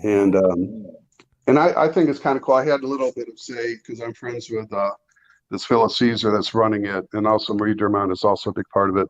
And but it's going to be kind of like because she already had a smaller one, and it's kind of like a test thing, and that was just like with about 30 people. But now they're having a big one, and but like all these people that I mentioned are going to be there, and including Connor. So I'm really excited about that. But it's just kind of cool, just the networking that, you know, most of these people I talk to who all have books and things or seen them and or go out every weekend looking for them and stuff, and we all kind of know each other and compare. So if you go to a website called the Mid-Florida Research Bigfoot Group, that's our little Facebook site. So Mid-Florida Research Group? Mid-Florida Research. Okay. Yep. And that's on Facebook? Yeah. Okay. I think it's Mid-Florida Bigfoot Research. Okay. Maybe that's what I'm... Mid-Florida Bigfoot Research Group. Oh, yeah, that's it. I just want to make sure I drop the link in the chat so people can go and check it out. Oh, that'd be perfect. Yeah, because my friend Marie Dermont, like she started the group a while ago, and she's gotten a lot of attention. She actually spoke at that Bigfoot group over in Lakeland I just mentioned too, the Great Florida Bigfoot Research thing, and then she's going to be a big part of this one. So she's getting a lot of interviews and things like that. So she's someone that's going to be up and coming. Oh, that's awesome. So have you had it yourself? Have you had a Bigfoot encounter? No, and I'm going to be honest with you, is I don't really go out with a group that much. I went out once, and first off, I mean, I have a few health conditions, and I can't really have trouble keeping up. And also, just it's so scary because I'm not as much worried about Bigfoot as down here, all the venomous snakes and, you know, alligators. Yeah, and everything down there wants to kill you. Yeah, exactly. All these things. It's like, because they go out. I mean, I'll go out these parks I mentioned. There's another one called Lettuce Lake Park in Tampa that's had some Bigfoot sightings as well. And because I kind of live in between all these places. But I'll go on the trails and everything, and I'll go a little bit off trail. But these people go way off trail, and it's just like, I don't know. And then also going at night. There's no way I'm going to woods at night. Don't go out at night. They're like fearless. So I haven't seen one yet. But it's just, like I said, I've been reading about them for over 50 years. So I know a bit about them. Yeah, that's cool, man. Yeah. But you really gotta think, though, it's like, would you really want to see Bigfoot? I mean, before we were talking about, well, that's kind of a good thing to bring up if we have time. Is that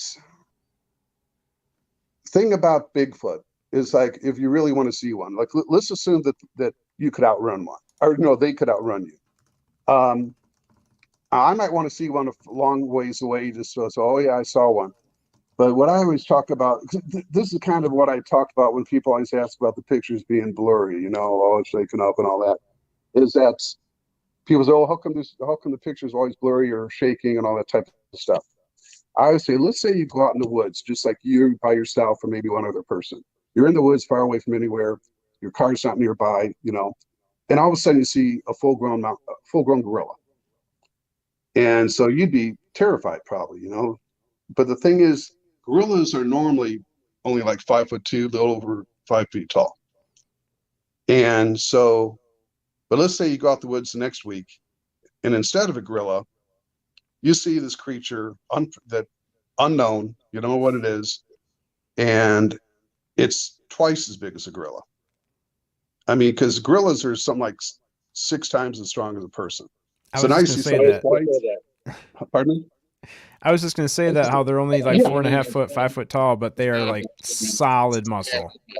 Yeah. So now you're looking at a creature twice as big as a gorilla. Now, would you be out there being able to take glamour shots, that aren't, I mean, and because first off, what I read a lot about Bigfoot things is that when you see him, you're kind of in shock. Some people can't even move. Can't move at all. And, so you take about, oh, look, there's a Bigfoot. I'm going to go take some pictures. Then you have your cell phone, unless you bring a camera. I mean, then you're trying to turn your cell phone on and getting into the picture thing. And, because that's the whole thing about Bigfoot. Generally, most people say they see a Bigfoot, they get a glimpse of them for like a few seconds, they're gone. So you don't really have time to take all these pictures, and then if you do, they're going to be shaky and blurry and stuff because you're probably going to be petrified. And because you don't know what they're going to do. Some people say you shouldn't run away. Some people say you stand your ground. Some people just slowly back up. But, when it happens, you know how you're going to react.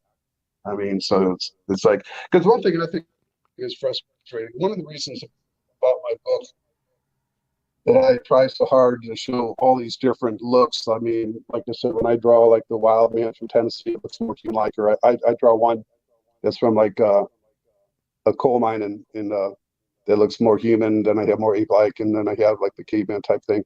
Is that I'm really fascinated by their faces and everything, and but it's just it's just you don't know how you would react when you have the chance to see one. It's like, because what I was thinking, I get frustrated a lot of times. I read these reports of Bigfoot, and they go through all this detail. They talk about what the year it was, what time of day, what was in the woods, they heard birds and everything. And they go through all this detail until they get to the part about the Bigfoot. And A, they either don't describe it at all, or B, they'll say, "Oh, it's big and hairy and smelled bad." I'm like, that's all you got? Once in a lifetime chance to see a Bigfoot, and you say it's big and hairy and everything. But I realize sometimes people say they only see it for a few seconds, or it was dark, or it had its back to them. All these things I understand, because I always want to know what their face looks like, because that's what I'm mostly interested in, because they're so different.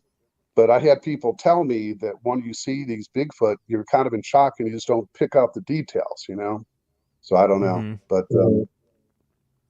Man, there's a lot of similarities between the Bigfoot, like I said, and UFOs. I keep going back to UFOs and aliens because there's a lot of people that have the same similarities. Like, especially before they see a Bigfoot, they'll say that the whole woods goes completely silent. Like even the river, the flowing water won't make any noise. The birds stop chirping. The wind stops blowing. The trees stop making noise.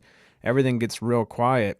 And a lot of people do say that one of the characteristics is that they can't move. They're almost in a state of physical shock where they can't move their bodies. They're just kind of there to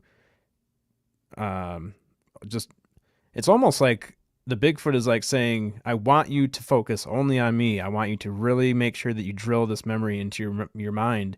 Don't focus on anything else. I want you to know that I'm here.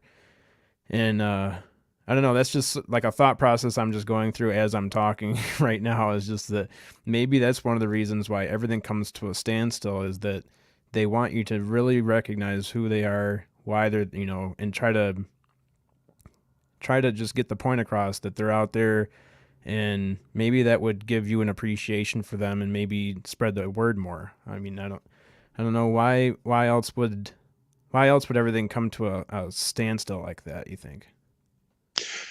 Well, I do know that, I don't know about elements like changing nature, but as far as animals, like usually if there's some sort of an alpha predator in the area, then you won't hear the animals. So basically, if a Bigfoot is near, that's one thing. Mhm.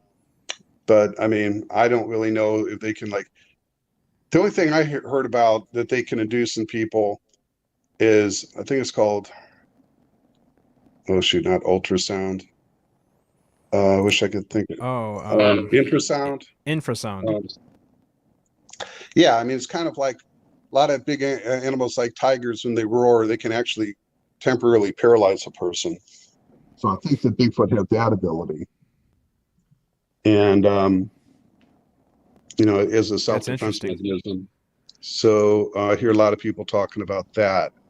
And as far as them wanting you to know, it just really it all goes back about the intelligence, The only thing about that, because I have heard like people that do believe that Bigfoot are intelligent and capable of communication. That is like they choose who can see them type of thing. So basically, if they feel that they can trust somebody, if somebody's a good person, they may allow them to see them and make some sort of communication.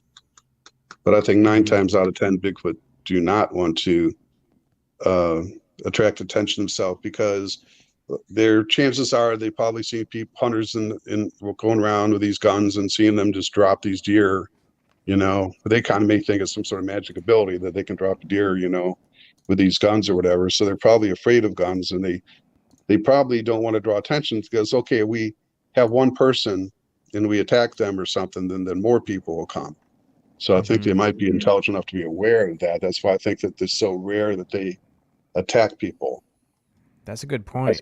I've never heard somebody say that before, but that is a good point. That maybe like if they draw so much attention to themselves that it gets you to try to get them away, that or if they do any damage to a human, that more humans will show up, and that they're intelligent enough to realize that.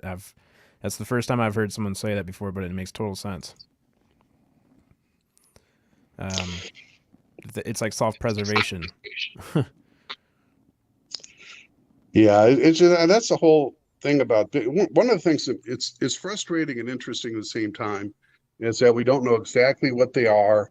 We don't know if they're just an ape. We don't know if they're like I kind of think they might be kind of like caveman smart, they might evolve from different types of prehistoric hominids that kind of interbreeded and created what Bigfoot is today. Or some people think, a lot of people like the American Indians, or Native Americans, I meant to say, they think they're just a different type of people, that they have hair and everything, but a lot of them treat them like they're regular people. And some people think they can actually communicate.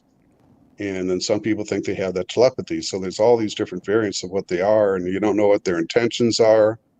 So I think it occasionally get curious and try to communicate with certain people they feel they can trust, but for the most part, they don't want their presence known because it just, unfortunately, it's man's tendency, if they don't understand something, to kill it or try to control it or put in a cage. Yeah, and just to add to that, the idea that there's so many different ideas out there. There's a conversation going on in the chat right now between these two, Mysteria and Terry Brown. Mysteria says, I heard a lot of mention that the smell is not actually Bigfoot itself, but the chemical imbalance caused by the interdimensional shift when they enter our dimension. Then Terry Brown says, or when they're changing frequencies. And then Mysteria also came back with, I've heard that some people are sensitive to similar smells before earthquakes and other earth anomalies. So I can see how there would be, even if it's not an interdimensional being, something that is going in between two different dimensions, if it's a complete flesh and blood creature that we do have here all the time, it could still have like a smell to it or something like that, that when it's around, you notice that it's there, just like an earthquake or other earth anomalies have a certain smell to them when they're about to hit. Or, like when you go outside and it smells like rain, you could just smell like it's going to rain. That's a good point, that there's like certain things that happen on the planet that even though they're not manufactured by us, it's a completely natural thing. We can still tell that it's happening just based on a smell. Yeah, that could be. I don't really know about the scientifics of it and everything. It's kind of interesting is that the whole smell thing is kind of common, but not always. A lot of times people, they say they don't. So, I mean, I think that is something that Bigfoot is kind of like skunks, that they can control. They use it for different reasons. They might use it as repellent when they don't want people coming around. But what I always think about it, if these creatures that they primarily hunt like deer and animals like that, that they, you know, they smell bad, that they would give them away, you know. So you're trying to hunt a deer and you smell like that. I mean, I think instinctively deers would adapt to kind of know, oh, that's a Bigfoot in the area, I better go, you know. So I don't know if they do it all the time or not. Yeah, actually, as soon as you said skunk, Pam Smith typed this in the chat. I think it may be a defense mechanism like a skunk. Yeah. So that's awesome. Yep. Brassel says, why not seriously invest in a decent drone and literally spend a few weeks scouting daily and nightly? Could be worth it. I agree with that. That's one of the reasons I like the new that shows Expedition Bigfoot, because they do have drones, is that I'm a big fan of the old Finding Bigfoot show. And like I said, I did get to meet Bobo and Cliff and everything. They're very cool people. It's just what I didn't like about the Finding Bigfoot show is they go to a location and they'd have the town meetings. They find out that there are recent sightings. They find footprints, and they might even hear a howl.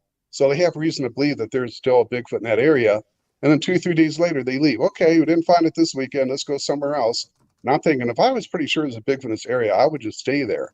And so at least the Expedition Bigfoot, you know, they stay in an area for a few weeks, you know. It's because, I mean, it's kind of silly to believe I'm going to go there and expect to find this elusive creature in 2 or 3 days. So, but I do agree about the drone thing. That would be a good way. If you find an area that you believe Bigfoot are there, just concentrate on that area and just stay there and just have the drones fly around. Eventually you might see one.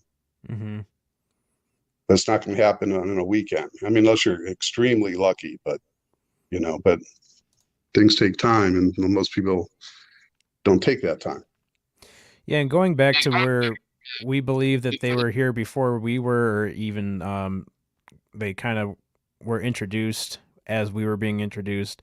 If they are as old as we are, then I would believe that they are more than likely, well, especially since they're surviving in a world where we have so much technology and they don't. I think that they're a lot smarter than we are. Maybe they have a lot higher IQ and better survivability skills. And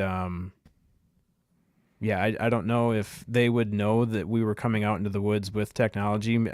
I just feel like they're smarter. They're smart enough to know when we're in their territory, just like we're smart enough to know when there might be a mouse in our house or a rat or something like that. I didn't mean to rhyme. But yeah, like we're smart enough to know when there's a pest in our house. Maybe the pest doesn't know that we know that they're there, but we're smart enough to know that they are. So maybe that's the same way with the Bigfoot, where like we can't pick up the fact that they know we're there, but they know that we're in their territory like as soon as we enter. So I don't know if a drone would necessarily be the best tool, but it's definitely something that we can integrate into the toolbox of stuff that we take out to the woods with us.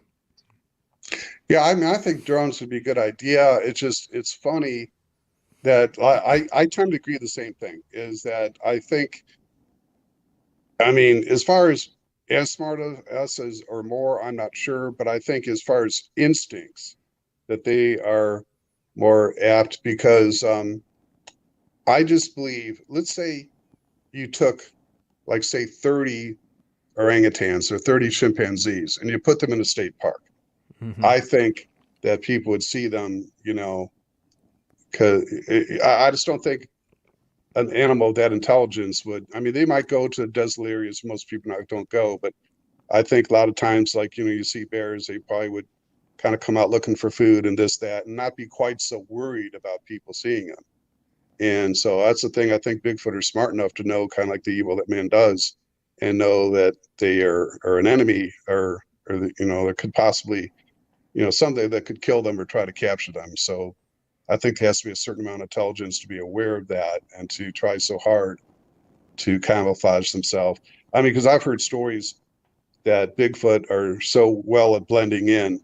I hear sometimes their hair kind of reflects light, and I hear that they can just kind of stand still in the woods, so you could walk right by one and not even know it. And that's why I don't think that they smell all the time, but there has to be a certain amount of intelligence for them to be so elusive. Yeah, I think that has something to do with all the pictures being blurry too. Like, I feel like there's something to do with that, how every single picture is blurry. I think they might have something to do with affecting the lens or affecting the imager on the camera. Yeah, I mean, it just seems like it happens so often that there has to be something to it. Yeah, I agree. I don't know how they do it, but Like how people can't get good pictures of UFOs either. You got a pretty good one on your shirt. Is that an X-Files? Yeah, this was a good capture. Yeah. Yeah, Spooky's got me into the X-Files. I've never watched the X-Files and started this podcast, and he's like, "You've never seen X-Files? What are you talking about?" And then the whole chat room blew up. You've never seen X-Files? So now I've been watching X-Files. What's your favorite show as far as Bigfoot stuff goes? You said Expedition Bigfoot? yeah, I liked a lot. It was kind of cool. At the last Bigfoot meeting I met Dr. Myra Mayer, and I communicated a little bit before that and everything, and I gave her a copy of my book, and she actually took time to let me take pictures of her holding the book and everything. She's a very cool person. So, and I like that show a lot. And but a lot of the shows you see on TV, like Terror in the Woods, things like that, a lot of them are having a lot of Bigfoot ones, and they have like the cool dramatizations and stuff. So I like all those type of shows, Terror in the Woods, and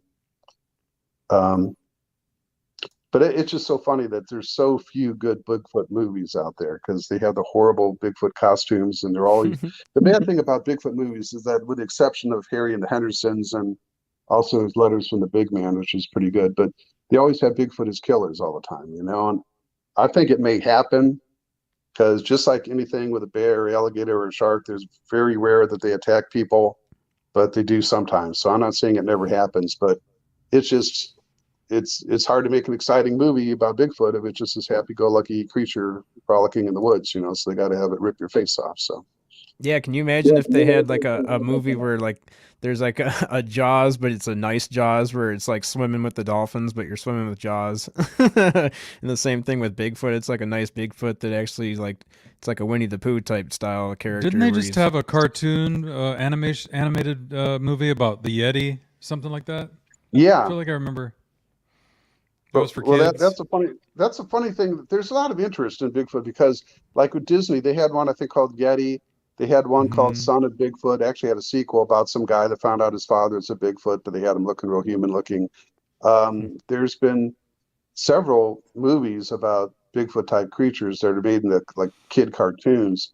So I'm just hoping eventually that they'll have a big budget movie with like an extremely lifelike looking Bigfoot creature. I mean, because the old one I've mentioned before, that the Legend of Bogey Creek, I think that came out, in the, I guess late '60s, early '70s, but it still holds up. It's still a pretty good movie, but there's not too many out there that are good. There's just so many bad ones. I mean, I started watching them, and I'm like, oh no, I can't do this. They're either real campy. I mean, I wish I could remember off the top of my head some of the better ones, but most of them are just really low budget, and they got the, wearing like the $14 masks and stuff, and it's just sad that nobody makes a really good quality one. What about like a biography? Have you seen any documentaries that are really good and credible? I just, there's none that come to mind exactly. Yeah, I'm more of a reader as far as watching the documentaries and everything. Okay.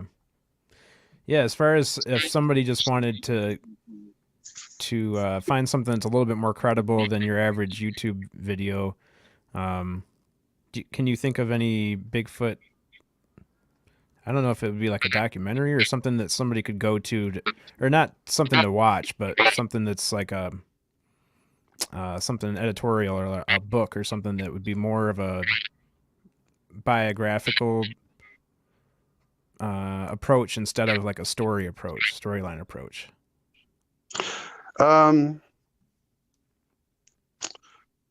Well, the one friend of mine, Stacy Brown Jr., he's got some good ones out there you may want to look at. But as far as books, I mean, like Lyle Blackburn is a friend of mine that he's a good author. He writes a lot about Legend of Augie Creek and the Momo Monster and things like that. Okay. Yeah, and then your book, I forgot, I'm going to put that in the chat right now, guys. It's this link right here that just came into the chat. And then I'll share. I want people to know that your coloring book that you've got is on Amazon. This is the listing right here. I've got mine on the way. Looks like it'll be here. Oh, cool. Appreciate that. Within the next 24 hours. Oh, it says Saturday. Cool. Cool. So yeah, the link is in the chat, guys. And then what was the name of your other book that you had on there? Ward the Wolf Boy, Night Terrors. Yeah, I want to make sure that people grab your links right here. Oh, that one's okay. Sweet, same price. Very nice, very nice. Well, like I said, the main thing about my book, there's a lot of Bigfoot books out there, but mine actually has more of the history of the creatures. And I recommend when you go there, there's a 2-page glossary that tells all the stories. A lot of times it tells the years and things. And a lot of things we talk about are all in the book. Did you ever hear about the Minnesota Iceman? No. That was back in the 1960s. This guy, I think his name was Steve Busty, he was like a showman, and he had this big block of ice. Oh, hold on, you're frozen up, man. Let's get the signal. Wait for the signal to come back before you keep going with that. Still broken up. Yeah, it's that solar flare screwing up your camera it's there. Give me a Your second audio's, here. Yeah, your audio's starting to come back, but your video's still out. Hold on. Okay.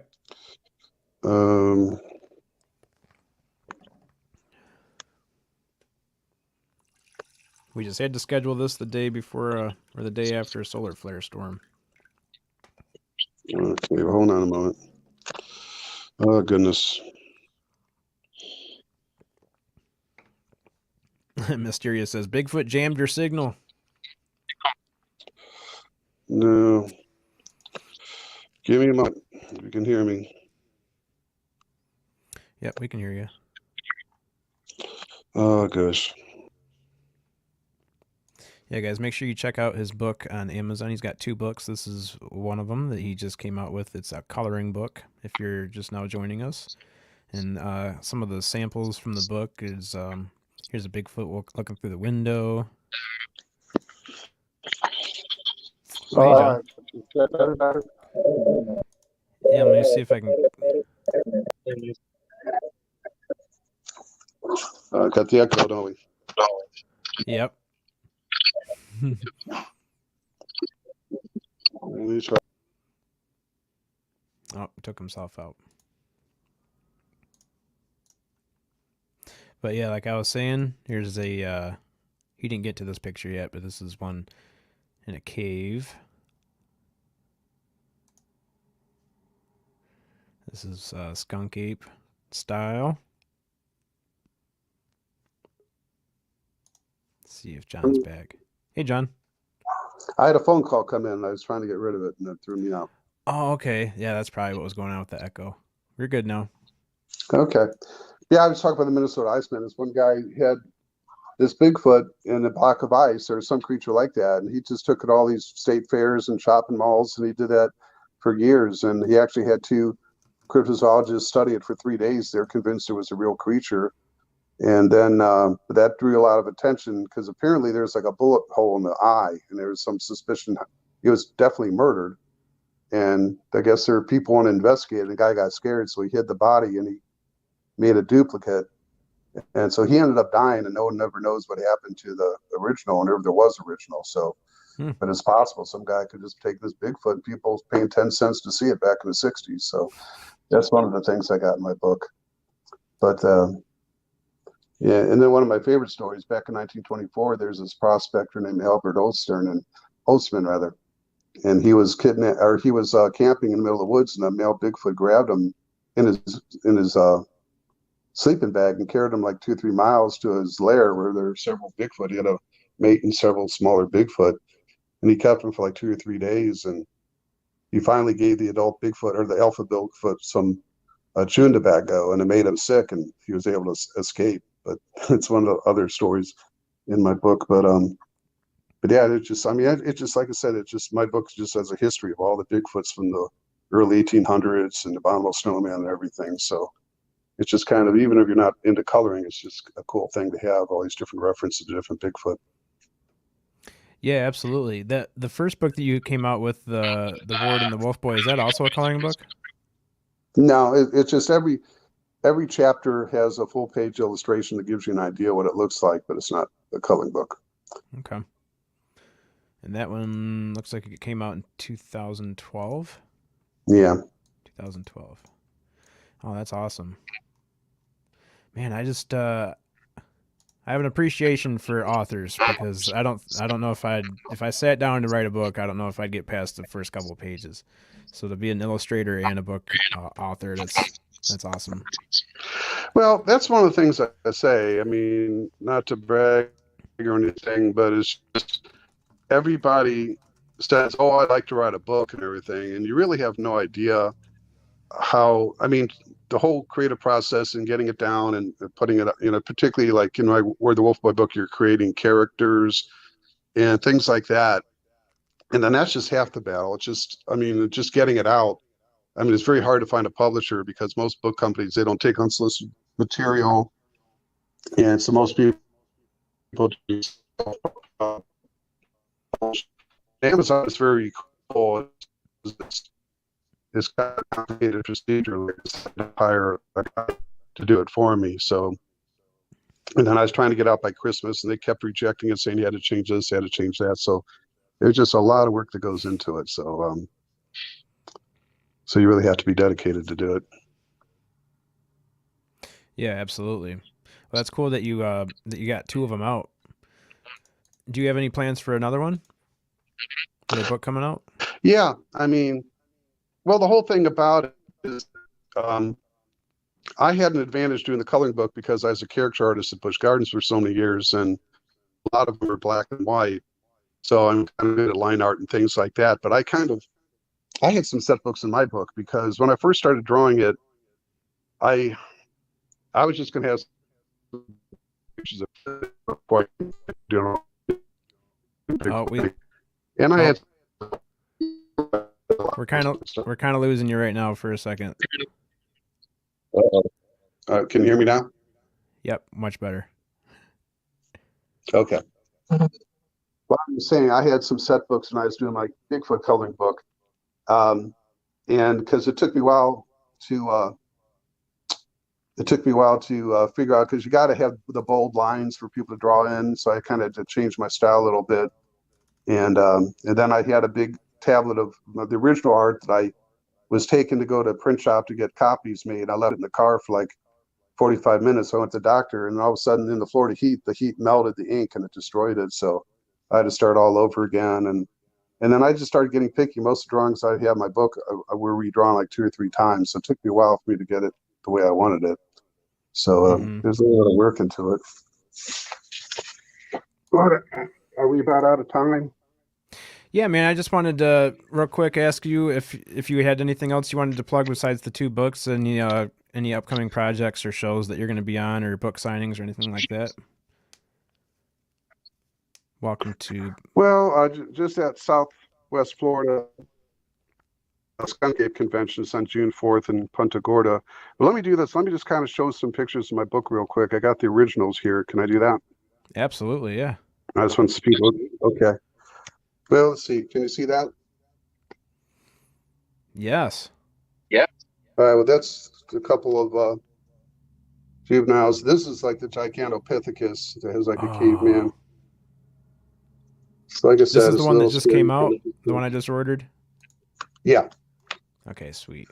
And there's the Patterson. I think we already showed. Like this is like the Blue Man of the Ozarks. He actually had a club and wore the loincloth like a person. Mm-hmm. Now this is the Wild Man in Tennessee. I kind of try to make it fun. I had a outhouse and a little moonshine keg there. Yeah, man, these are great. So this is one I mentioned. Daniel Boone saw a 10-foot Bigfoot creature. So it's my drawing of that. So this is Ape Canyon. There's a story about some prospectors that were attacked by Bigfoot. This is a black and white version of the cover. Now this is that guy that was kidnapped by all the Bigfoot. And his, This is his PJs there. Yeah. Well, he was in his long john, so this was supposed to be a little more comical. Yeah, that's And then awesome. a lot of times people like the Indian or Native Americans see Bigfoot. That's one's checking out an Indian girl. And the Native Indians have these massive Bigfoot. That's just like an illustration of that. Oh, This it's the is that first time I've Jocko seen that Picture before. That they've Huh? got I didn't know that they had masks of Bigfoot. Yeah, they have these when they have their tribal, tribal things. They dress up like Bigfoot, the Sasquatch sometimes. So these are masks that are supposed to look like Bigfoot. Wow, that's cool. And that's that Jocko, that juvenile Bigfoot they found by the train. Oh, This is that Zena, the one in Russia that they caught. jeez. Big one. Now this Big one beast. in Vietnam, soldiers in the Vietnam War, they would see these Bigfoot that would walk. They call them the Rockman because they threw rocks at them. So this is the Vietnamese Rockman. Here's that Minnesota Iceman I talked about. He's in the block of ice. Oh, wow. Man, it's cool because they're all different. They all look totally different. Like each one has a different facial expression and stuff. Well, that's what I tried to do here. This is at Mount St. Helens where they supposedly rescued some of the Bigfoot. So then this is like a abominable snowman. There's another one. Oh, This is that Legend of Bogey Creek I told you about. Oh, this one's supposed to be funny about a guy. In that movie, Legend of Bogey Creek, this guy was in the bath, on the toilet, and a Bigfoot grabbed him through the window. So I kind of made it a little funny looking there. That's great, That's dude. my I like favorite that. one. See, that would be my luck. Mhm. Damn it! Well, then, yeah. We had like little fish up there, and that was meant to be a little funny. Yeah, that Let was me cool. handle my business. Then there's Momo of the Missouri. This one had 3 toes and had so much hair you could just see his eyes. It's more shaggy than most of them. Man. Now this one, I believe that there are a lot of Bigfoots hiding in abandoned coal mines. This is like a Bigfoot by a coal mine. Wow. Now this one, there's a picture that Mayaka Park over there by Sarasota, Florida, I told you about. This was in the papers back in 2000. So that's my drawing of it. And then this is just another Florida Bigfoot fighting an alligator. That's awesome. Here's a Bigfoot on all fours in a cave. I tend to think that Bigfoot probably live in a lot of caves and underground caverns. Mm-hmm. There's my Bigfoot looking through the window. You don't want to see that in the middle of the night. No. And then a lot of times people talk about Bigfoot stealing livestock like pigs and cows and ducks and chickens. So that's my Jeez. drawing of that. Hey, man, you can't have that. That's mine. Okay. And then a lot of Bigfoot are most often seen crossing the woods. So I do a picture of that. Awesome. Then this one more whimsical, like a little boy seeing a juvenile Bigfoot, but then the mother's looking. Don't talk to him. He's got drugs. That's right. This is another one about the father and son having a bonding camping trip, and the Bigfoot not happy they're there. Yeah. Watching from the background. This is kind of more human-looking one. These are chupacabra. Oh. That's pet chupacabra there. Man, these are sweet. There's a mother with a baby Bigfoot on her shoulder Bigfoot. there. And there's a little family of Bigfoot. Oh, I like that. What's the sticks in the background? Yeah, it's like a little sculpture thing. A glyph Tree or something? sculpture. A lot of people think they use them either for location or territory. Yeah, I think it's mostly marking territory. Mm-hmm. But here's my little Bigfoot thing I take with me. Oh, I like that, man. That looks great. And then I got there. I definitely like the Okay. mannequin. He's cool. Yeah, my mannequin. Oh yeah, this has been a great conversation, and appreciate you coming on with us, man. I appreciate it, man. Sorry about all the sound trouble. Oh no, it's like I said, it's mostly probably the solar flare action that we've got going on. And Enzo in the chat, he's our scientist in the chat. He says that it's most likely going to happen all weekend. So Will people be able to hear it when they listen to the chat? Yep. Yeah. Okay. For the most part, I mean, the rest of the conversation sounded pretty good. It's just the few times that we had to cut out. But yeah, man, this is going to be, as soon as we end this broadcast, it'll be on YouTube and as well as Facebook. So I'll send you the links to those, and we'll stay in. All right. in Just a reminder, like you said, it was funny. The first podcast I did, I forgot to mention, it was on Amazon. So I know we mentioned it, but it's on Amazon.com. You can either look at it. My pen name is Famous John Urban, or else you can look under the title of Famous Bigfoot and Yeti Encounters Coloring Book. Yeah, guys, and this is what it looks like here. This is the first one that he made, the 2012 one. This is not a coloring book. And then you've got this one that just came out in 2021. This one is the coloring book, and this is on its way here, so I'm going to have to buy me some colored pencils and get to work on that. There you go. Thanks so much. Have you seen anybody complete one? Color all the way through? No, it's funny it didn't, because I'm trying to get, because I've been so busy doing everything else, so I'm trying to get my website up. So I would kind of like to encourage people to, well, I do have a Facebook page. I could do it there as well. I have a separate Facebook page for the, just like the title, the Famous Bigfoot and Yeti Encounters. So maybe I should encourage people to send in their colorized. Actually, I take that back. I did have a friend of mine send me some pictures his daughter did. So yeah, anybody in the chat watching right now, or anybody watching in the future, if you guys color in any of these pages, take a picture of them and send them in, and I'm sure that'd be awesome to see some of what people come up with. Yeah, I mean, it's funny. A friend of mine was teasing that I should have just included a brown coloring crayon with my book, insinuated all Bigfoot are brown. But that's the thing. I mean, sometimes they're most often kind of like a dark brown or reddish brown. Sometimes they're black. Sometimes they're albino. Sometimes they're blonde. You know, it's just they have just about the same different colors as humans do. So they're all different. Absolutely, man. Well, thank you so much for spending your time with us this morning, and I'm sure we'll see you again soon. Bye, man. Thanks a lot. Thank you, John. Oh, that's good. That's a great picture. Thanks, John. We'll see you, bud. Thank you, brother. Bye-bye. Appreciate it. Oh, that was great. Yeah, he's awesome, man. A coloring book, and I got mine on the way. What? Yeah, that's going to You be... use crayons or pens? What do you like? Definitely pencils. Pencils, right. Colored pencils, if I can get some. I don't know, I never was into the crayons. I like the smell of crayons, but if I'm coloring in a coloring book, it's got to be pencils. What about you? I like crayons myself. It's nostalgic. Mm-hmm.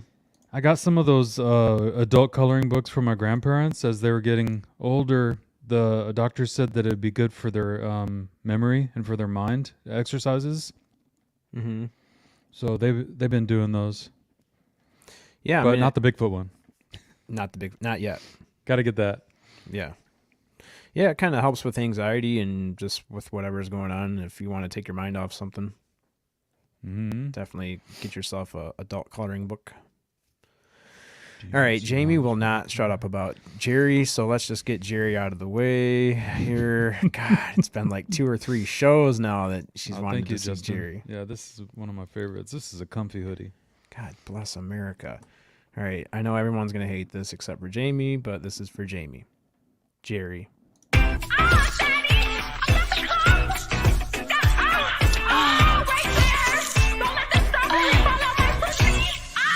No quick kid in my bed, I can have that.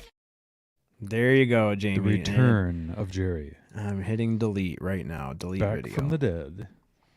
He gone. Jerry is now gone. No longer to return. I can play Sonny's Bigfoot video, though. That's still in here from climbing up the mountain, but I've already played that a million times. Where is Sonny? Speaking of Sonny showed us a video last night, and he still has to get permission to make sure it's okay, but we might have a sweet video to show tomorrow night on the Chop Shop.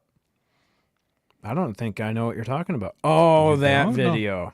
You sure you seen it? Is it an orb video? It just happened last night. The event. It's an So orb. if you got it last night, then you were probably talking the same one. I think it's the same one. Oh, orb, ghost, whatever however people want to, whatever label people want to use. Does it have something to do with a doorbell camera? Okay. Okay. All right. But we can't show it and before No. Sonny gets permission. I won't. Or talk about it. We're done with that subject. Oh, geez. Jamie says, I have the keys to your StreamYard. I'll do it myself. I don't think you do. Do you have the keys to the StreamYard? I don't think you do. You're All I bluffing. know is if everything Bluffing. works out tomorrow night, y'all got a special show with Paranormal Chop Shop, 5 p.m. Pacific, 8 p.m. Eastern, and we're talking about the Lady Anne Celine. Lady Anne Celine. She's the real deal. She doesn't just get Who on would here and wanna mess miss around like we that? do. Right. Right? Hey, nice mug. Look at this right here. This might require a little theme music. That one's better than mine. Man, we need so I don't have to keep going to YouTube every time we want to play some Alien Girl. We need it just like in the StreamYard somehow. Yeah. Which StreamYard doesn't give you the option to do that, but I woke up late today. I really didn't get my Alien Girl fix, so kind of jonesing. Alright. Let me see what I can do for you here. Alien Girl 111. What? Oh gee, what? Alright, let's see what we got here. My god. Spooky naked, want to see spooky bottomless. Oh Jesus. Jesus, Jamie. Alright, let's see here. Got some first floor audio. Good morning. Good morning, Chad morning. Smith podcast. Good morning, Akashi Chris. I was just about to say that. Were you really? Yeah.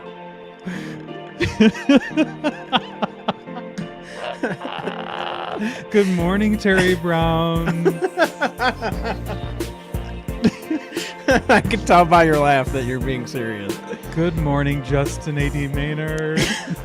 Good morning, Enzo. Welcome to Alien Girl 111. Can we just get her on here as a regular, please? Yeah, let me send her the link real quick. I want her in here every day. Oh no, I didn't mean to do that. Go back. I meant to hit invite, not stop sharing.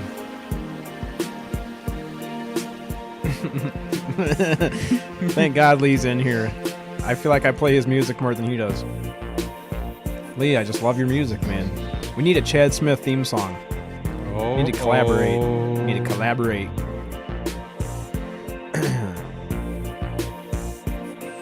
Yeah, let's go into Twitter and send Alien Girl an invite.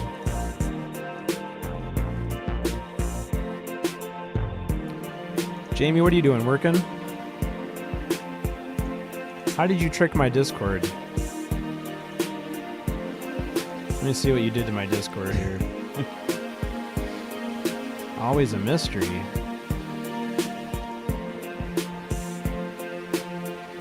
Oh, I see what you did. You put a link in the chat that made it look like it was going to be spooky nudes, but it was April Fool's Day.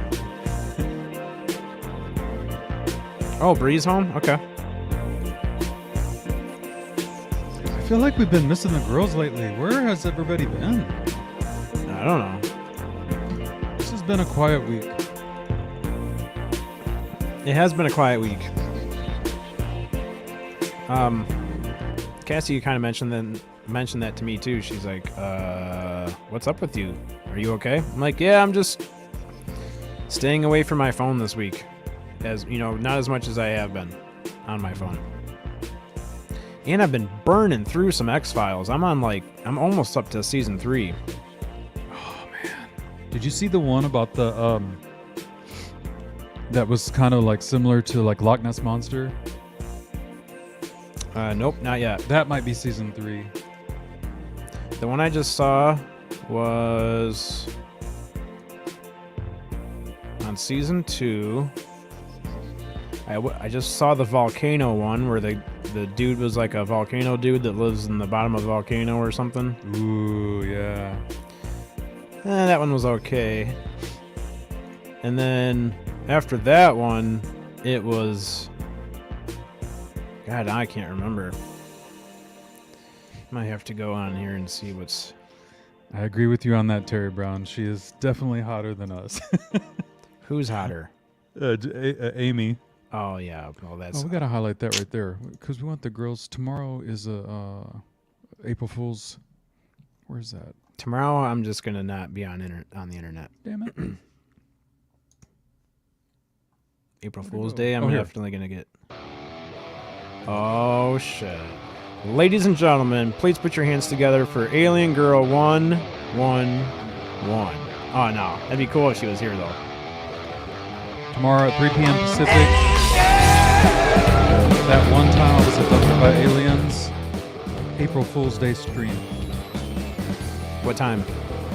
I do believe I remember it saying 3 p.m. Pacific. So I think it's going to flow right into the chop shop. That's probably how they're doing it. That's pretty specific. Pacific. It'll be wicked. Yeah, Bree, I think a lot of people have the same thing going on right now. She says, I just felt like shit lately, so I just shut down. Yeah, it's okay. Everybody needs to just shut down every now and then, I think. Gotta have a shutdown and a restart to come back fully recharged. There. Oh, you're pre-gaming the Chop Shop. Awesome. Good to know, guys. Good to know. I dropped the link in Discord, and Bree has not clicked on it yet. Is Bree still in bed? Bree, I think Jamie, I think Bree's still in bed. We need JoJo. Where's JoJo? We need to talk about the JoJo Bone Show. See if we can get JoJo in here. Do a little... JoJo was hanging out with us last night. Last night? What were you doing last night? Oh, we just had a little get-together. Me, Sonny, Enzo, and JoJo. Oh. It was very short but sweet. Showing some videos. We were looking at orb videos from Grant Cameron and Nicole Sakic a few months back. Really? I showed the boys Ryan Bledsoe's documentary trailer. There's a new doc being filmed on the Bledsoe property.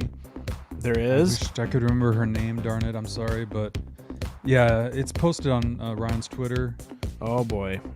But they show the one of the beings that they captured in photograph. Tom DeLonge had shared it before. Oh. I don't think that was approved. The one where the black shadow being Mm-hmm. in the woods? Mm-hmm. That was not approved And then you could for see an Tom to orb. share? Then in part of the still, you could see orb of different colors below the shadow being. It was wicked.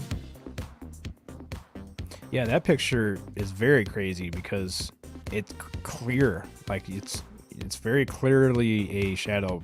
It looks like a person standing right there. It's just a black shadow being. Very crazy. And I showed the boys a picture that you're familiar with that I don't have permission to share. That one of our friends took and shared it with us that night. And they definitely saw a life entity. They agreed it was a being.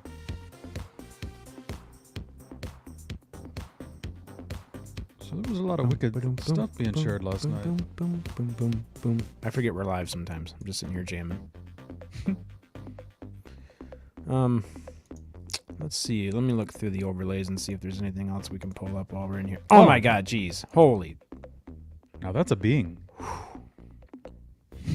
Wow. What a unit. Guys, if you don't already know, the JoJo Bone Show is live every Saturday at 5 p.m. Central. Only on YouTube now. You can only catch them on YouTube now. Why are we not putting up an announcement on YouTube for upcoming show? There's no thumbnail announcement, like thumbnail show announcement. That's right. Okay. So Need to fix basically, that. people don't know about it until the day of, and that's not gonna work. Oh, I'm glad she's put show in there. I figured Jamie would just ask if we're doing JoJo this Saturday. JoJo would love that. Come one, come all to the JoJo Bone Show. Hey man, did you already summon JoJo? Yeah. Everyone's sleeping, I guess. I don't know what's going on today. I think he's probably awake late last night. Yeah, I'm not sure. I think people are sleeping. Sleeping, awake, it's all the same when JoJo's with us. Can't really tell the difference. You can't. No. Have you had any successful Omegle sessions lately? You know, I still...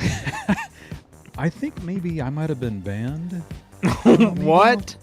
And You can't be banned the from weird part Omegle. about it is that I've never used it. Well, I'm not sure. I mean, you can pretty much get away with murder on there. I don't know how you could get banned.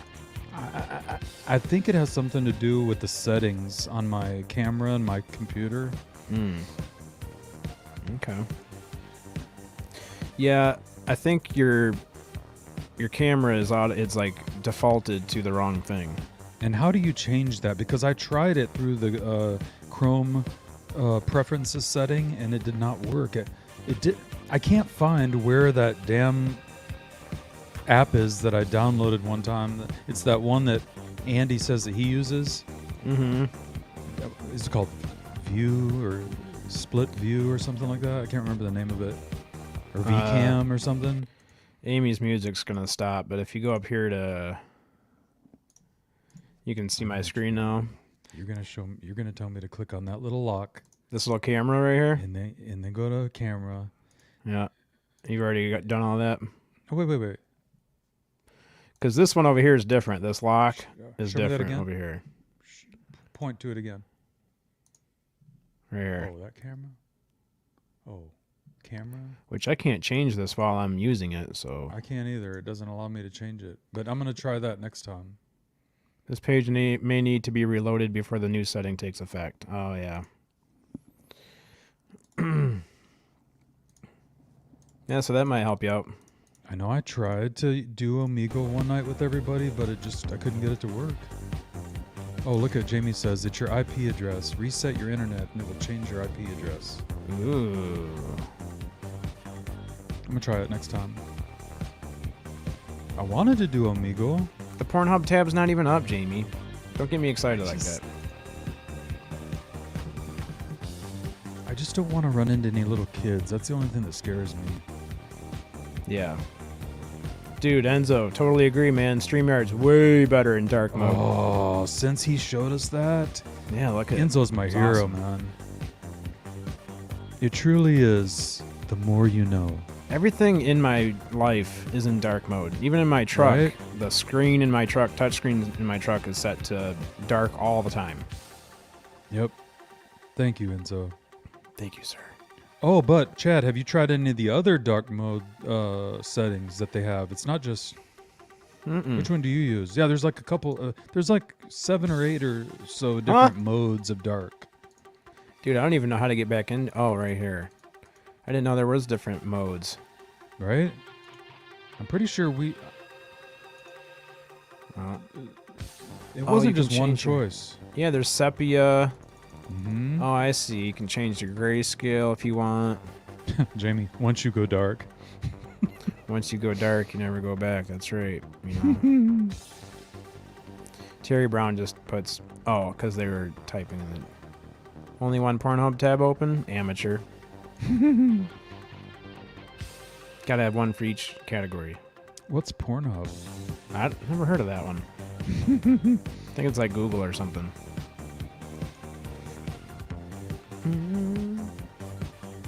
So what's up, everybody in the chat? You got any crazy stories you want to share that you encountered throughout the week? You guys run into any Bigfoots or UFOs? What happens if you put Bigfoot in the Pornhub search?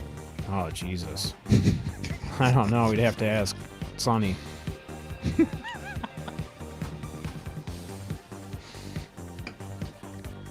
Where is... That's it. We need to just Sonny's call fired. him. We need to just call Sonny. John just texted me. He said, thanks, I had fun. Please forward the link so I can share it on Facebook. Oh, awesome. Let me grab that for him. He's such a nice guy. Yeah, man, I think he was a little nervous at first, but I knew that if we got him on here, he would open right up, and he did great. Yeah. Here's the link for that. You don't got to be John. nervous around us. Hell no. I don't know what the hell I'm doing up here. Nightmare. That's my neighbor. Hey, what's up, Nightmare? WTF, Spooky. Hey, Cassie. What's up, Cassie? Cassie thinks I'm mad at her. What? Everyone, please put in the chat what you think Chad's Pornhub keyword searches are. Oh. Okay. Pog loves sci-fi. Does Pornhub have a cryptid section? Fat ass on cake. Oh my God, Terry Brown. Oh, this we're taking a. Oh, This man. is gonna get bad, guys. We've gone south. It wouldn't take long. Coconut oil. Hey, where's that Eric at? He has the link also. Eric, We need to get Gypsy Road in here. it takes him a while to get in here. I think he's still probably getting his coffee going and stuff. Man, if y'all could have seen, hopefully you did see the spirit that interrupted Gypsy Road's last show. Oh, dude. That if you didn't already know who Eric was and you already didn't trust him, you would think that was set up. Oh my God, Justin. I like this one. Sexy Mars aliens. Yeah, that'd probably be a good one. Justin Maynard, I mean, he's got a whole different idea of what's... Justin's been remote viewing my ass.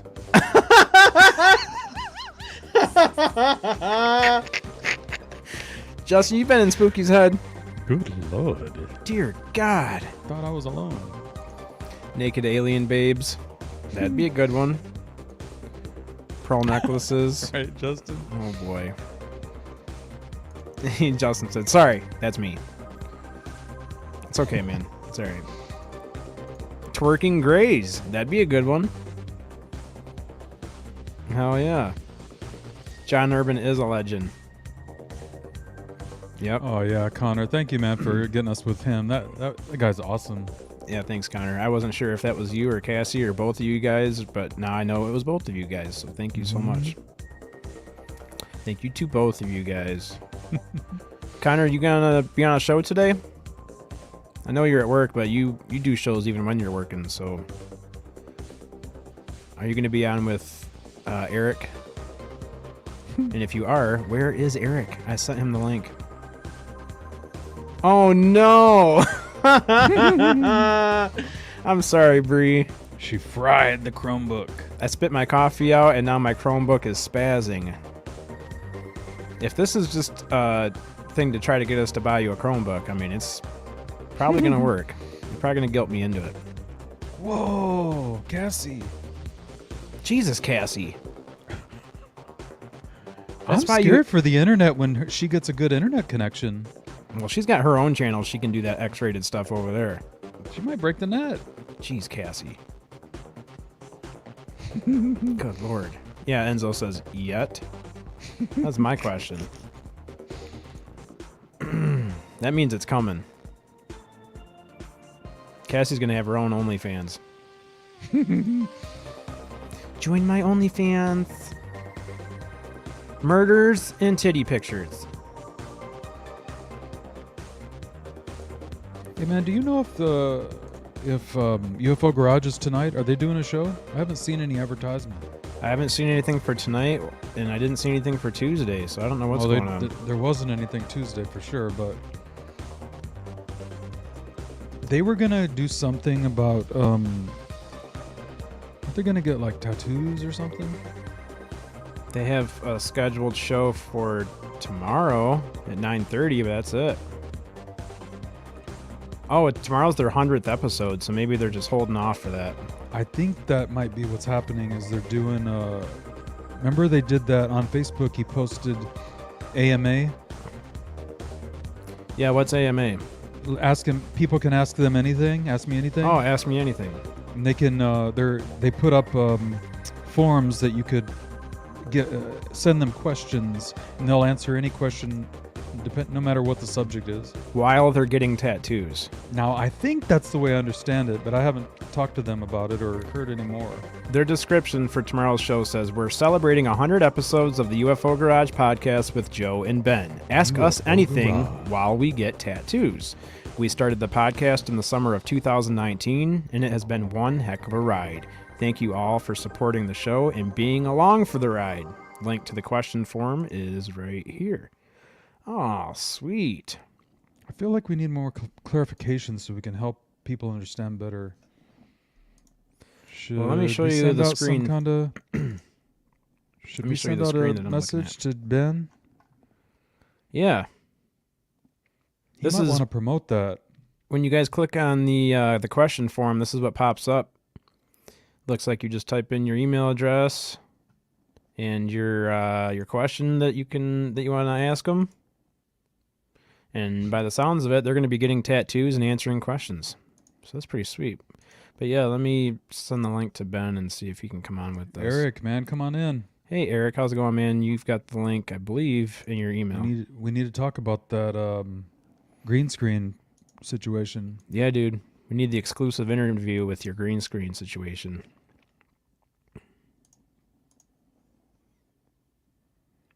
Boom, boom, boom, boom, boom. Oh, yeah, you can't hear what I'm hearing. I'm over here humming to myself. I have to restart this one over. This is your favorite one. That's my Alien Girl jam. Crafting the Craft with Alien Girl 111. Y'all. Hey, Matt, how's it going, man? You're going to want to rewind. You're going to want to watch from the beginning. This was a good episode and one that I think you'd really be interested in. Ladies and gentlemen, Road in the house, for the millionth time, please welcome back Mr. Eric Gypsy Road. Now known as Paranormal Highway. Good morning, Eric. How's it going, man? Morning, guys. Man, this is fast. I'm on the show fast. Wow. Yeah, dude.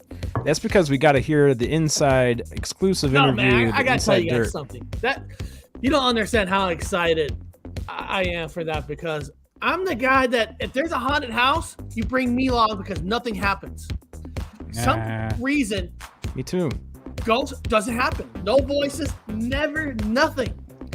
So when that little thing happened, it was just like, holy, but first of all, when it happens, you don't know what your reaction is going to be, Yeah. And it's just like, and then when you sit there and think about it, like, wow, and of course, everybody is always going to say, well, It's fake. You set it up. So, and this is the thing.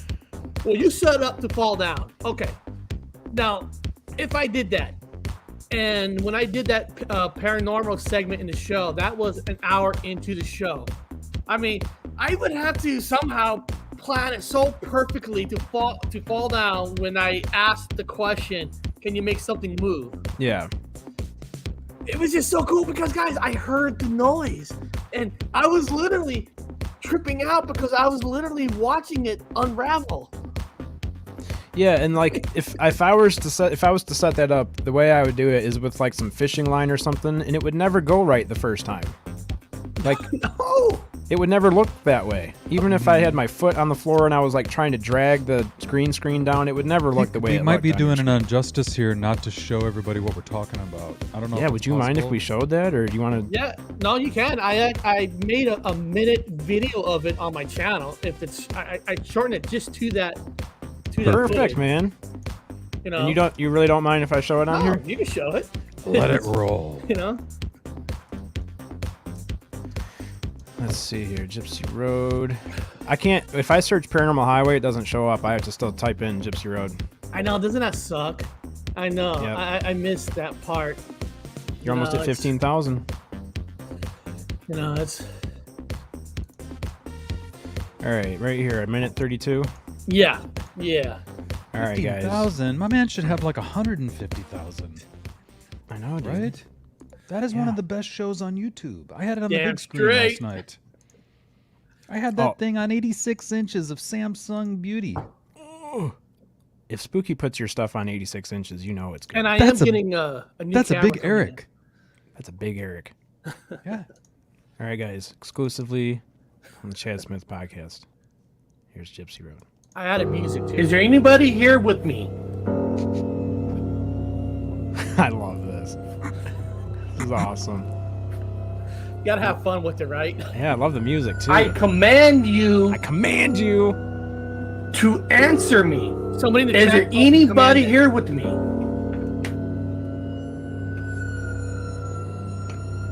Check this out, guys. There's definitely somebody there If with there him. is somebody here with me, can you make something move? It's like, oh, I can make something move, all right. You want to see something move? At that moment, he heard scratching sounds. And then he pointed to the sound. Whoa! Whoa! Whoa! Explain that. My green That screen got is a taken down. Genuine reaction, man. He was tripping. Oh, snap. Hold on. That's That was awesome. not That's luck. awesome. That is not just Did luck. you move my green screen? And then this last part, I just slow motion it, just Yeah. slowed it down, just for the hell of it. Oh, that's cool. I'm glad you did. At that moment, I heard scratching sounds.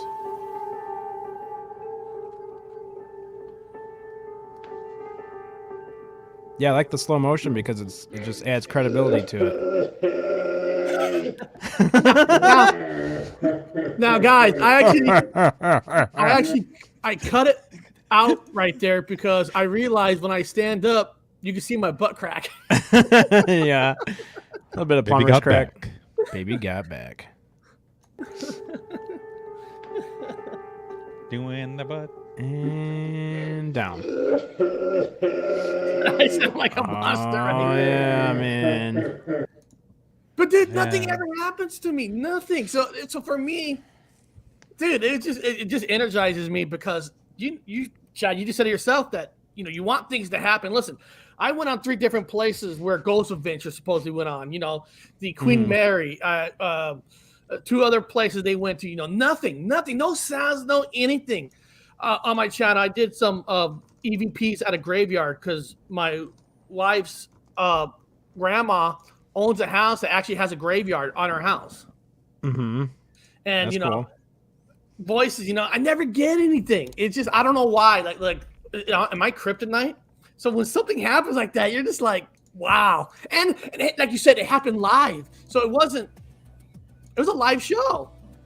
Yeah. Now when we did play the EVP, during that section, you did hear maybe like 2 knocks on it, but I mean I can't compare it now. I don't have a great analyzed voice thing.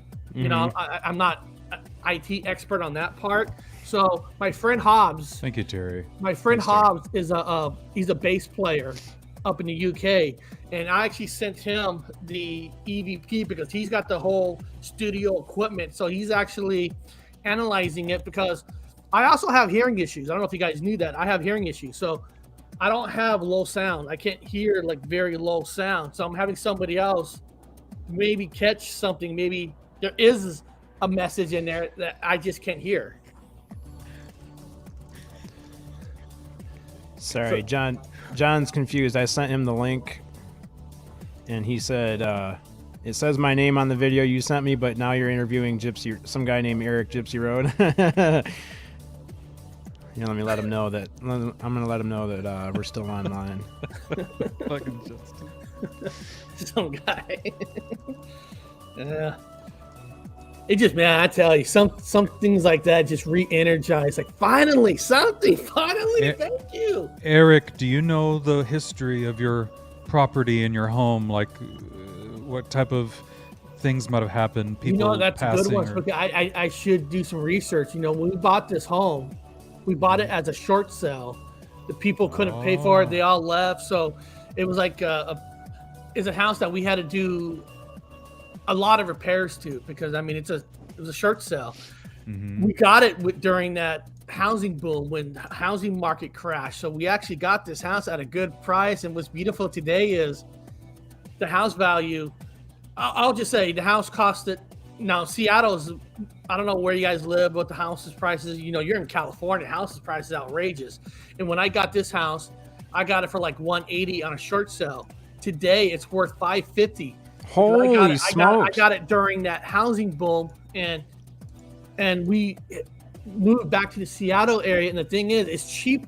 It's cheaper to mortgage a house than paying rent because people in this area, if you wanted 2 bedrooms, you're paying up to $2,000, $3,000. Yeah. A month. A month. Yeah, that's crazy. So how old do you think your house is? This house is 1965.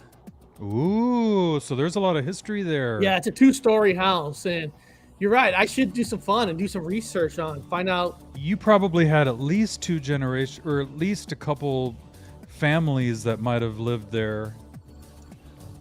I do have I don't think you guys will be able to see it. I don't know if you guys. I don't know. No, it's too light outside. I do have almost a pet cemetery. You have a pet cemetery in your backyard? Well, our animals. We plant our we put our animals. We plant our animals. Our animals near a tree. So we got a whole like my best friend dog. We had it for over 17 years. Passed away. We got a little Chihuahua, little metal thing out there, little lights. Oh, nice. And I'm planning to take my little EVP one night and go out there and sit there just to see if my little doggie's there. Yes. What the hell? That's funny to think that maybe if you plant your pets, maybe they'll grow back. Yeah, it doesn't work like that, but Hey, you never know. Maybe it grows back as a tree. Chihuahuas are small, so you can plant them. Now, when this big life dog, is life. when that dog goes, I don't know, she's big. Oh man, I don't want to hear about her going. She's so She's cute. taking it easy right now. Yeah, so I'm in my kitchen, actually. I'm not downstairs. So when my wife's at work, I do this from the kitchen. So I put a blanket on the ground because she likes to sit by me. What's her name? Eliza. My daughter named her after somebody from Hamilton play. And actually, I hated that name, but it grew on me. That wasn't, I would have never named the dog Eliza, but. Huh? You're ugly. Justin said pets should stay in the yard even when they're dead. You're ugly. You're ugly. Aw, look at her. She's not ugly. That is anything but ugly. She's like, are you talking about me, Dad? Am I on YouTube? Beauty. I remember that day on when I did a paranormal news, I was copying doing that Bigfoot noise, screaming, and of course this dog went crazy when I did that. That was the funniest video. That was so funny. I was getting ready for work or something, and I was watching the replay. And you're watching that news lady or not the news lady, but you were watching that article on YouTube, and they're talking about doing the Bigfoot calls, and you're like, all right, guys, let me see if I can do it. Oh, you just start calling out. I was laughing so hard. That was awesome. It's just stuff like that makes your show different than anybody else's. I like it. Don't put him on the spot, man. Don't ask him to do it right here live on the Chad Smith podcast. No, sometimes you get lucky, right? Because there's one time, I don't know what, it was one of our Scientology shows. We did a show about Scientology. And so we start calling the Scientology places throughout the United States, all over. And sometimes you get lucky and you get the place that will answer questions. And my brother, Dr. Wu, got this one person from our own hometown of Fresno. It was just, it was an awesome conversation over the phone. My brother's like, do we get to meet Tom Cruise? If I signed up, it was just, that's hilarious. But you know what I mean, Chad? You know, you just get lucky sometimes. You get the right place and you get the right person that will actually talk to you. Because most people, like, I'm not talking to you. I hang up. You Right. know, because we were so interested. You know, what makes somebody wants to join Scientology? What, you know, why is one of the most powerful guys, Tom Cruise, involved in Scientology? It's Right. And what makes people that are so far into it all of a sudden just leave it? Just drop right out. But not You know, him. You know, it's Yeah, it's a strange. The more you dig into the Scientology, the more strange it gets. it is. It really is strange. And what was the dude's name that started it? Like, Ron Hubbard or something like that? Yeah, he's a book writer. He's an a author. science book writer. L. And Ron Hubbard. Yeah, and- L. Ron and- Hubbard. Remember, you know, of course, John Travolta is in that club, and of Will course he made the Smith. most stupidest movie ever based on his book, Battlefield Earth. If you ever see, that's just a crappy ass movie. So the dude's a sci-fi writer, He's a science fiction science writer. fiction writer, and then he comes out with a religion and people believe it is truth. Yeah. Well, but Heaven's Gate. think about those religions, man. Think about what's that one religion from Oregon that they drank that stuff and they all killed themselves thinking there's a spaceship flying behind. Heaven's Gate. Heaven's It happened Gate. right here in my backyard. I need Yeah. to look into that. I don't know anything about that. Heaven's Gate. What? You never heard of Heaven's Gate? I mean, I've heard the name of it. And I heard they were drinking something, but I don't know the details. Dude, this was like when the X-Files was hot. It was like the X-Files was the biggest thing on television. And we also had this thing happening in the sky called the Hale-Bopp Comet. And we would go outside at night and watch the Hale-Bopp Comet go across the sky. It was sick. Oh, You could see it so clearly, the comet.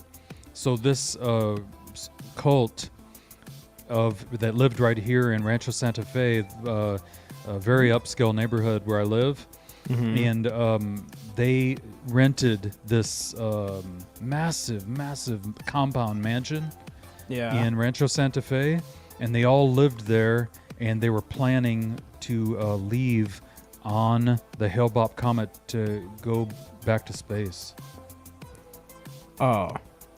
Oh, I'll tell you right now. You want to see it? It's on Hulu.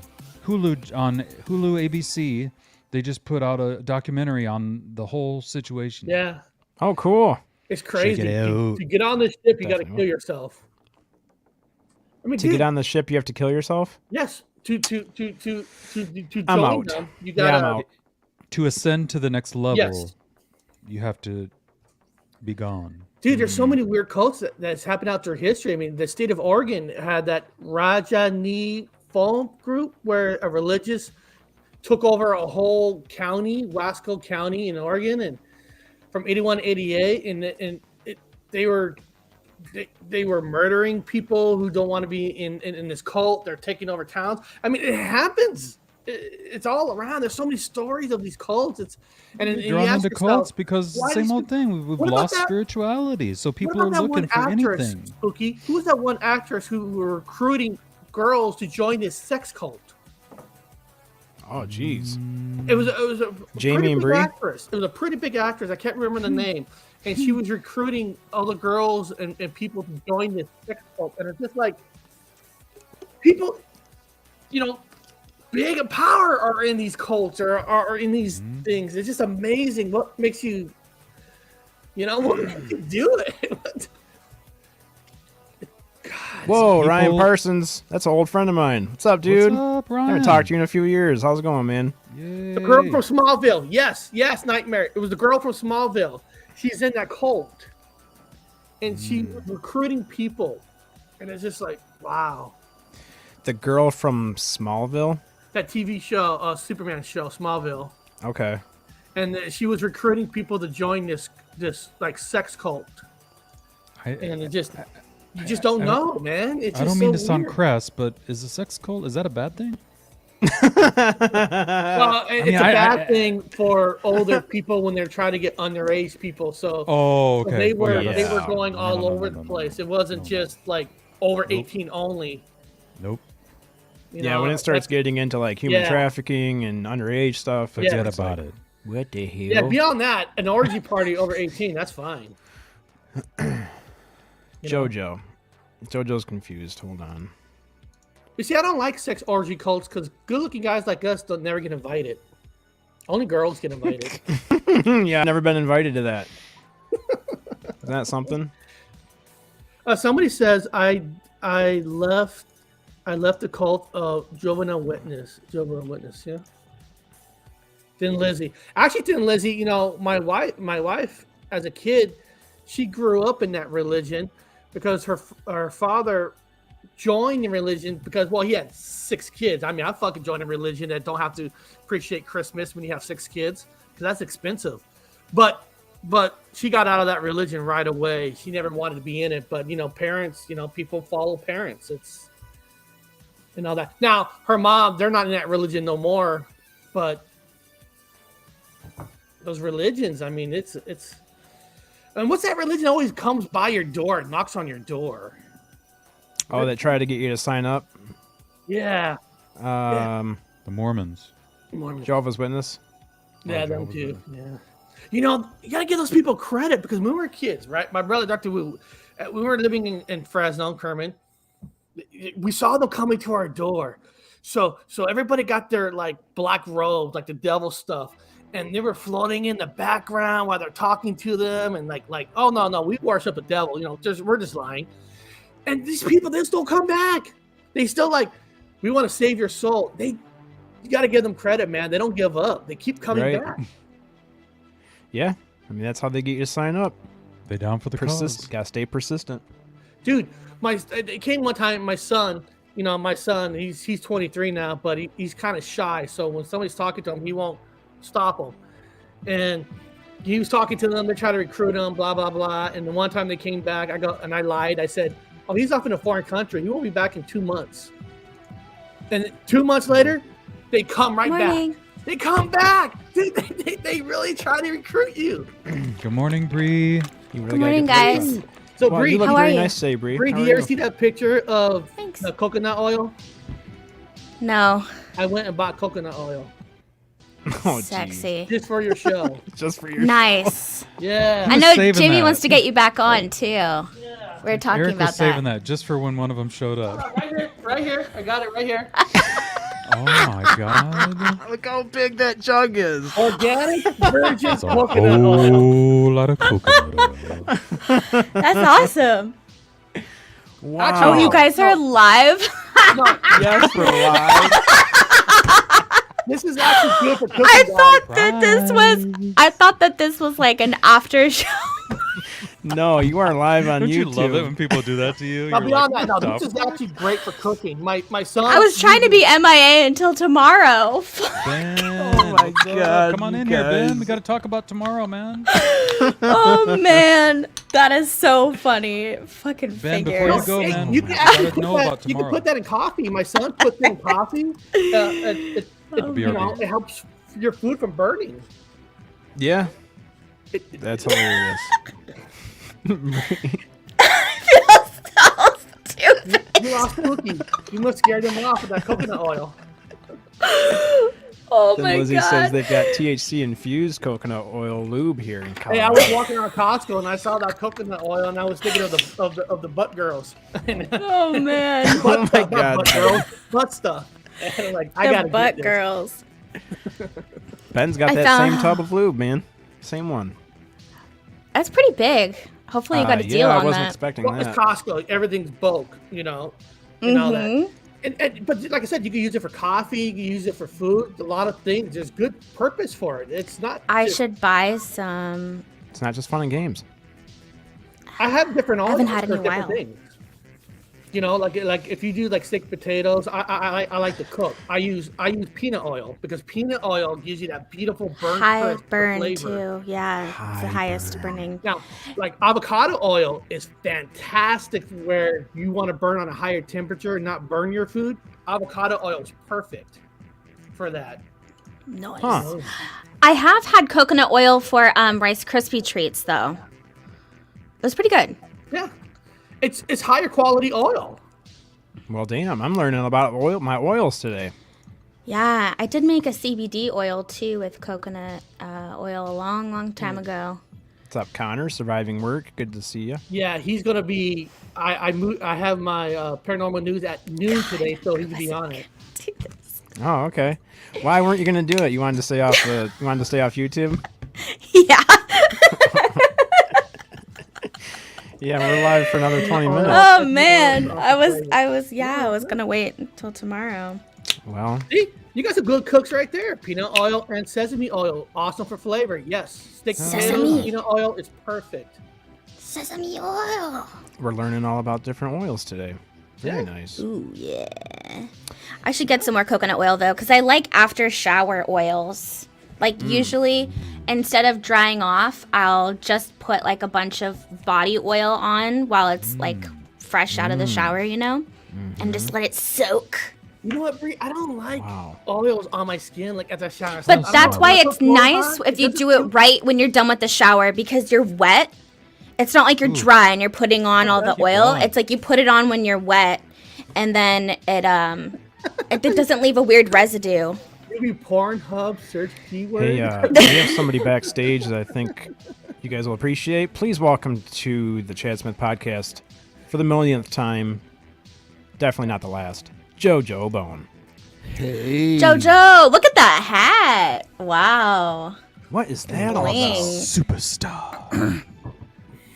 It's I pulled some bling out of the closet. You know. Hollywood Bone. It's like a solar grid on there. Beautiful. That's beautiful. Check it out. I like that hat. Yeah. God. Now you've been really caught. Now you you've been exposed. Jamie knows that you're on YouTube now. Chad, Well, let's she make was sure like, before- Bree, wake up, spooky, wake up. So I was thinking it was like after. Chad, let's make Oh. sure before this is over, everybody talks about their plans Bree for looks like what they she'd got be a coming up. Pornhub search. Yeah. What? For sure. What is she saying? What are we Because talking the about? girls got April Fools, JoJo's got the show on Saturday, Eric's got his Gypsy Road. Yeah, we might as well go over that right now before everybody else leaves the chat. Paranormal Highway. You're right. April Fool's tomorrow. April Fools tomorrow. Yeah. Yeah, hey, I might actually get to watch your show tomorrow because I'm going to movies tonight, not tomorrow. So, What are you gonna see tonight? Morbius. Nice. I just watched Murder on the Nile. It was pretty good. Oh, how was that? Oh, Death of pretty the good. Nile? Yeah. Death Is that what it is? Death Yeah. on the Nile? You know what? I don't know. Towards if the I- end, it lost me. I was like, okay. You know what? I don't know if I wanted to watch that because the first one they made for that, I hated it so much. That fucking ending was the most stupidest ending I ever saw in that movie. And I just watched X-Files. did not want to watch the second one because of that. I hated the twist. It was the stupidest twist I ever saw. I haven't saw a stupid twist like that since I saw The Happening, where that movie had no twist. Damn. This one, I guess it had a twist at the very end.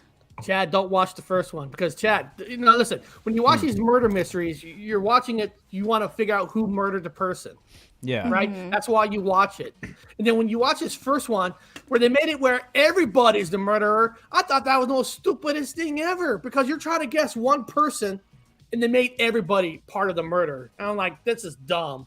This is, Oh wow, fucking- that takes out the. yes. I'm like, who wrote this?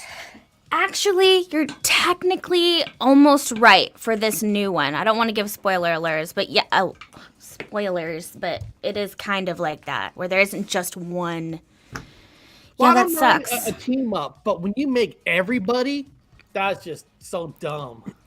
I want to go to a murder mystery party where they do those. It's like Clue, you know. Everyone goes to the party and they dress up and they have someone there that facilitates everything, and I think that would be so much fun. You ever watch that movie with Bill Murray called The Man Who Knew Too Little?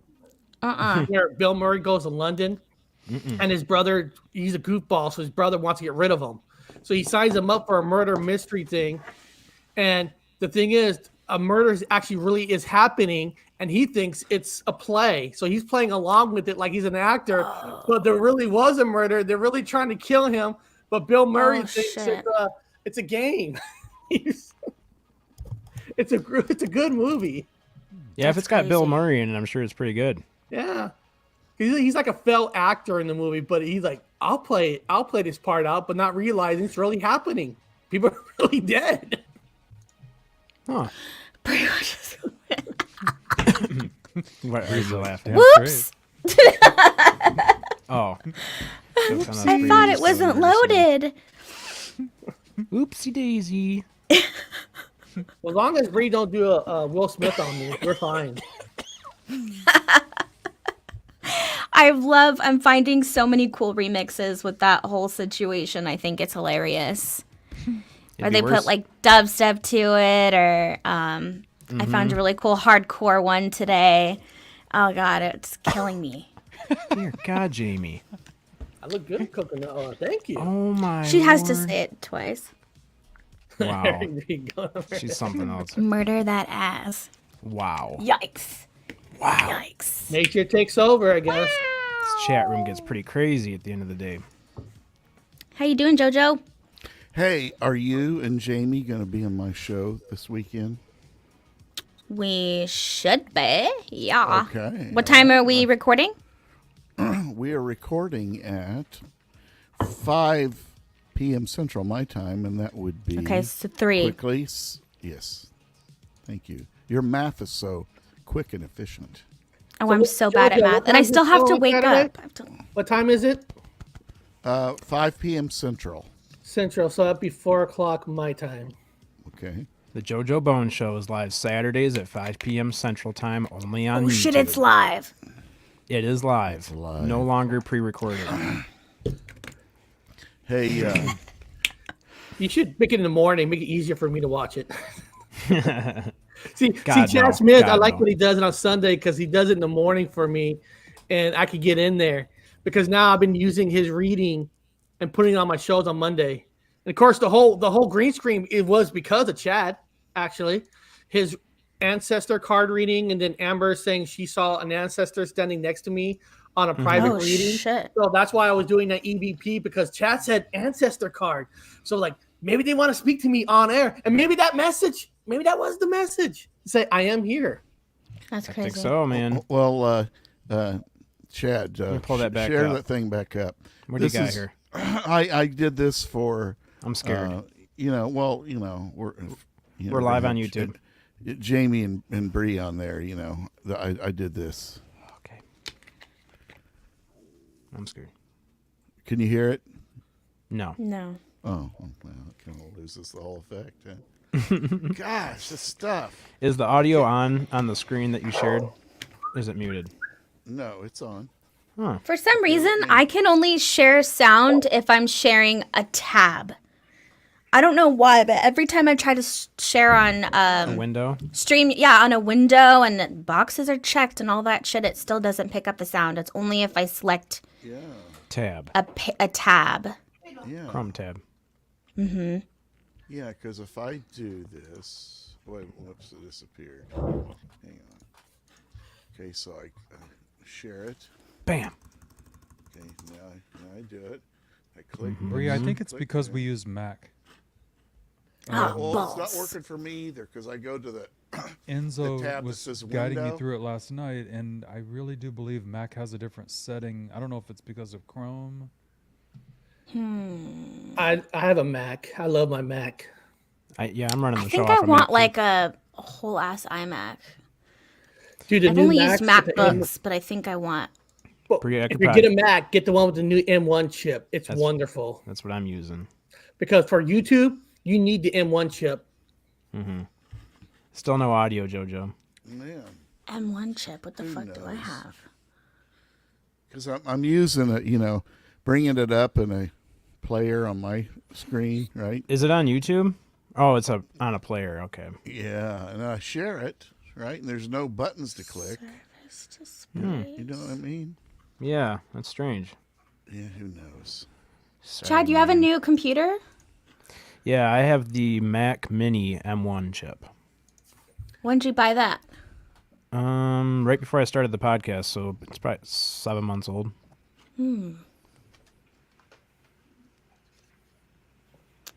Let's try it this way. It's got a UFO garage sticker sitting on it. That's dope. It's just a desktop, but it's really tiny. Yeah. I found my old laptop. I had one of those. The fuck did I put? But it was with the M1 chip, and I stopped using it because for StreamYard it was horrible. But when I bought this laptop with the M1 chip, never have an issue. If there is an issue, it's because StreamYard is having an issue. Yeah, I haven't had any issues with it. Whoa! Oh shit! Is it working? Yeah! All right. Dear God! If you're not awake now, I know. Did something happen at the stock market? Jesus, that's what it sounds like to me. Who's getting money? dear God! It was louder than that, and I took it down some, but maybe I need to take Fries it are down. up. What is this all about? See, Jamie, Chad can buy a new Mac. Why can't you? What's that mean? No, Jamie, I legitimately was not even thinking about you. Scout's honor. Scout's honor. Scout's honored. You can't. But I do want to find. Hold on. Can't argue with that. Enzo says fries are up. That's what it sounds like.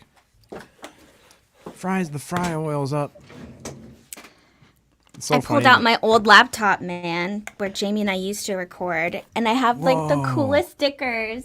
You do. A little hashtag aliens. I have so many stickers of us on here.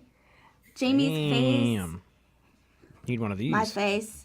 I know. I wish that the stickers could easily come off. And Jesus. Jamie used to make the funniest picture, like stickers. This one is just Stephen Hawking and his cute little wheelchair, but then it just says at that one time I was abducted underneath, just for no reason. She made that into a sticker. Wait a minute. So this is a business where you can send images and they make them into stickers. Yeah. Cool. That's cool. Yeah. That's how I got these 50 stickers for $20. Man. Nice. Look what Jamie just got delivered. Wow. Nice. Crown Royal. Nice. That's good Canadian whiskey. Bam. We need to bring our middle bitch stickers back. People loved these. Let me see. We can make We them need look Toddy different. Waba merch, man. Yeah, where's your merch Yeah. at? That's good. I know. I think we You have know- some set up, but Bree and Jamie are so creative with their ideas. Yes. we are very Aren't they? creative people. You are. I mean, that whole the whole deal with like where you have a channel will just come on a show that you'll just watch the sky, right? Okay, Looking so for you like UFOs. that. Yeah, I mean, I like it I gave Jamie From- a really from an hard time artist. about that. from an artist's point of view. You know what I mean? It's not so much about looking for aliens; it's about the idea of looking for aliens on internet that makes it cool. See what I mean? There's a subtle difference there. Mm-hmm. That's what. Okay, I well, like to about be it. fair, I don't hate the entire Night Watch thing. I think she's very confused. I was mad at her the first time she did it, and then she just like took off that I was super mad about it. What I was mad about was that I felt like it was just plain blackness in the sky. Right. And so I was like, that's not a night watch. It just looks like blackness. Like you could have just set up your camera to just a black screen. But I'm sure Right, she'll you could figure have out put it in different an ways. empty room somewhere. You're saying, Or we could all, we could all start doing that. So it's not like I hate night watching. It's just that Now- first now- second I saw it, I gave her a hard time about it. now a variation on it that has nothing to do with UFOs, but would be putting a camera somewhere where you're just doing people watching, right? Like where people are being watched. And they don't know it. Put it in a camera somewhere. You know what I mean? Not that to legal? violate their privacy, but just to. You kind of are. Kinda. But you are. We would never do that, but it's kind of like putting a camera on people and they don't know that it's on them. Well, I remember Exactly. about 10 or 12 years ago was a big fad of people putting cameras up in their house and Yeah. letting people People still anybody just do. watch them anytime they want. Oh, And they that's didn't not good. edit it. Definitely. If they're walking around naked after they get out of the shower, they didn't care. They just Oh, everything shit. that went on their house was on the internet. And That's you kind of could cool. just You click could it. subscribe to their house. Yeah. That's strange. It was free, but it was a fad. There were a lot of people doing it. JoJo's getting creepy. It happens. It is creepy, but it seems to have passed. now. people have realized, no, you don't do it for free. You charge money for it. Oh, absolutely. Why My else would brother you do bought me that? this. There's a camera on this watch. Oh shit. Weird. Yeah, I haven't used it yet. It's a time. So Berlin. he bought it for me so I could spy on people, like go in places and have it where you can. Yeah, right. But I haven't used it, and it's weird. It's a weird connection to the computer. I haven't used it yet, but but it's a good spying thing. Like you said, it's just. I bet it is. I was thinking about going to one of those psychic readings, and Recording it. yeah, and they don't know it. Maybe I'll just blur their face out. So Lindsay says, I relax and listen to the music with Jamie's Skywatch. hey, at least you're trying new things, right? I mean, No, yeah, we will make try adjustments. everything. Yeah. Oh, yeah. it doesn't. And so you have a separate. We don't channel put for that? limits on our channel whatsoever. Is this on the think same of channel, or you have Ideas a different channel and for that? bam. No, it's all under Tati Waba. It's on the same channel. Okay. Yeah. Right. Uh-huh. Bam. We are an umbrella That's of cool. Yeah. fun things. That's awesome. I know I like sometimes you do got to make a different channel for different subjects because some people Yeah. just won't watch it on your main channel. Like when I do Yeah, I horror talk know. movies, Uh-huh. people don't come. So Right. I made a horror talk channel so I could talk movies because people don't care. Right. Right. Well, even if people didn't watch the videos, I think that normally we push out so much content that it wouldn't even matter if there was a video out there that, people weren't watching. But you guys are also supportive, so I feel like no matter what happens, even if it's a shit video, you guys will show up for us, which is awesome. Hell yeah, we will. There's no shit video. It's all good stuff. It's all good, baby. I It's all agree. good. Do not put Eric that can into the talk search on horror. Pornhub. Hey, I'll talk horror on your channel. I love horror Right. movies, man. I grew up on horror movies. I taught my daughter to watch horror movies when she was 4 years old, and she's not scared of nothing. I'm proud of that. I was a big That's crybaby. cool, man. I was well, a scaredy cat. you just got to teach your kids I like it. that's fake and stuff. My daughter's smart enough; she knows that it's make believe. So she always asks me, "Is there a horror movie?" Eric, what you can we'll get her see. that. You can get her that coloring book that we had on today from John Urban's coloring book. Oh, really? The Bigfoot coloring book, man. Oh, It's not check recommended for kids, but I didn't see anything too gory in there, so I think it'd be. Yeah. The only thing is she's 14 now, so she's getting that age where I'm not her father anymore. Well, I ordered a damn coloring book, and I'm 32, so I'm gonna color in that thing. I gotta get some colored pencils, and I'll be all set. I mean, but she's going to see Morbius with me tonight, so There you go. You know what always stuck to me? My dad used to always tell me when I was a kid, after the movie, they all go out for McDonald's for Happy Meals. That's cool. And it just talk about stuck it. with me. It stuck with me. So I was always just like, okay, it's a movie. It's not real. After the movie will end and they'll all go together to get Happy Meals. It was like, helped me as a kid. Oh, That's this says funny. Jamie says Eric Tuesday at 6:30 p.m. Pacific. You are busy with us now. Okay. What do you mean I'm busy? I'm physically busy or mentally busy? She's gonna have to clarify that in the chat. Hey, Yes, can I I have Wheel of Fortune. What's up, JoJo? can I share a couple of new bits I'm going to try out on the show this weekend? Hell yeah. Actually, it's not my is my channel. volume good on my mic? I'm trying to set it up where I don't have it right in my face and get the volume set right. Is it too loud? Yeah. No, it sounds great. Does it? Okay, I'm going to start putting it out here then. Nice Okay, mug, well- Spooky. Oh, it is. Let's see that. Did you get that for free or is did you have to pay for it?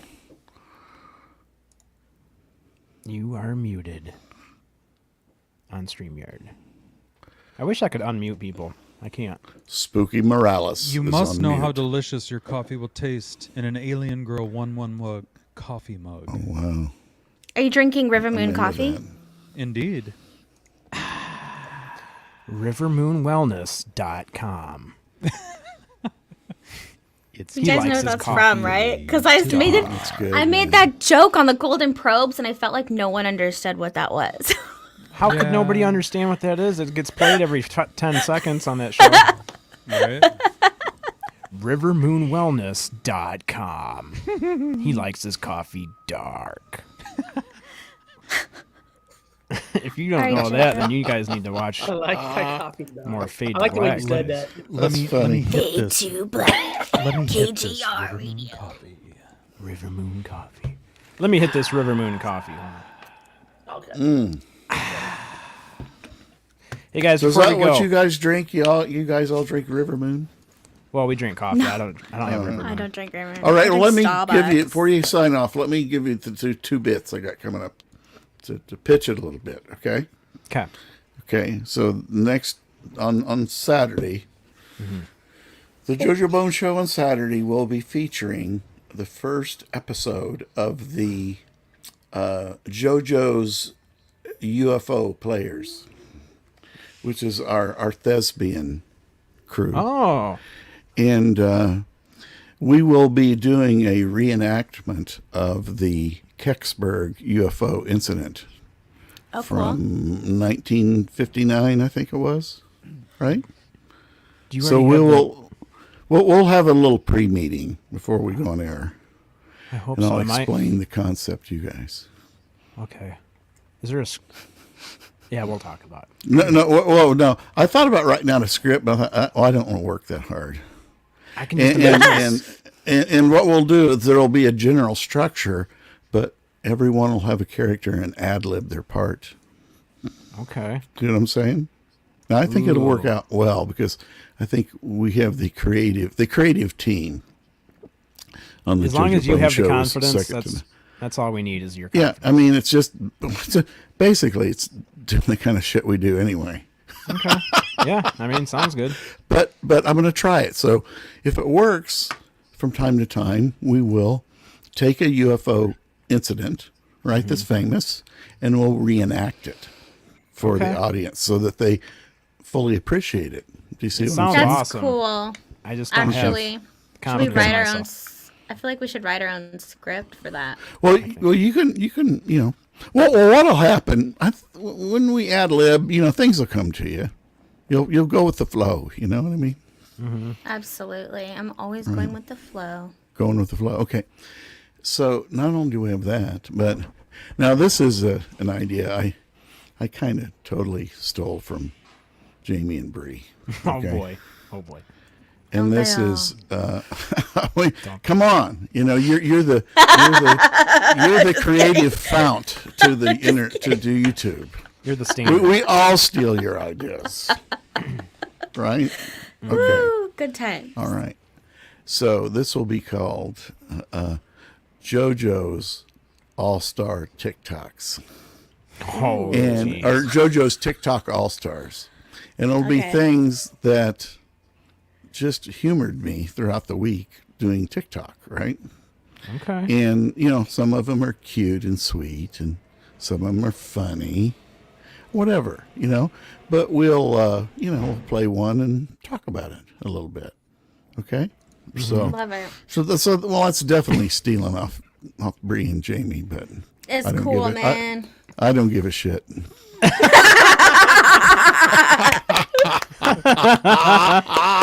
Yeah, I think it won't give a shit. So one of these days, Chad, and me and you and Spooky, how we bullshit together, right? All the shit we're gonna do when we're famous someday, And there's gonna You mean be when Bree we're and famous? Jamie showing up with their attorneys saying, "You owe famous us right fucking now." money for some of this shit." That's right. These are our ideas. Famous. You've built your whole damn empire on our ideas, and which will be true. But Jojo, if you want some Nah. audio advice from me real quick, turn it down. you're peaking big time. Okay, Big so, time peak. okay, What let does he me have pull to it do, back Chad? further. Tell him- Is it tell like him how to that? adjust Is that it. better? He just has to turn his gain down a little bit. Okay, let me do that. You can keep the mic where you Man. had it. It sounds great. It's just your gain's Okay. up too high. Okay, is that better? Much better, yeah. Oh, I mean, beautiful. is it coming through nice and clear? Yeah. We take our through. Jewish 10%.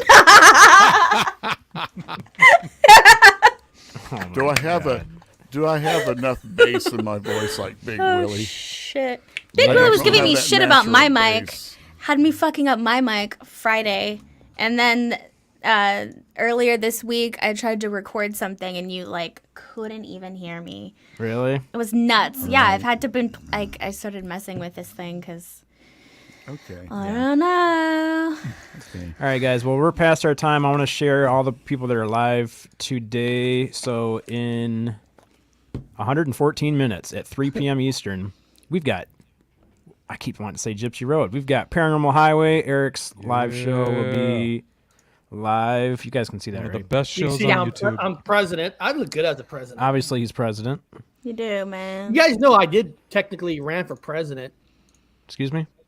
I did ran for president. I actually filled out the forms. I sent it in. I just didn't have enough paper names to be put on the ballot. But technically, you could have voted for me and it would have counted. Wow. Yeah, I totally didn't would have win. voted for you. That's awesome. I wouldn't win. I didn't win. I did a whole show on it too. You could have got to the bottom of the UFO situation. Yes. Oh, I would fucking release all that shit. And Also, check out Sasquatch. the I Believe podcast, which is a new podcast. He needs some more subscribers. So if you could go over there and check his channel out, he's got a pretty dat? cool channel. Who Well, dat? can you imagine if Eric would have won? You know how they had like the fireside chats years ago, and the who was it? The president during the Depression, and something. The monthly address weekly address every week on the radio. They called it fireside chats. I would Well, have been. Eric could do the same thing, but on YouTube. Hey, Yeah. I would have been a That would damn be good cool. president. You know You know why? what I mean? As president, right from the Oval Office. Damn straight. You know, that'd be Also cool. And in- you wouldn't need any green screen then, man. You have the damn Oval Office in your background. That would be awesome. I'd love to see a be totally president with a cool. cowboy hat. Wouldn't that be interesting? Oh, Hey, yeah, I would have it been a damn good That'd president. be Listen, awesome. not one man is smart. You build yourself a good team around you. That's how you run things with a good team. When you think Yeah, you know also, everything, that's where everything falls apart. You don't know everything. Surround yourself with people who know things in certain subjects. He knows And then you things. get yourself a good team. JoJo knows things. Well, you know, Ronald Reagan would occasionally wear a cowboy hat. Not a lot, but you know, being Yeah. from California. Well, he was the singing cowboy in his movies. Oh yeah, Yeah.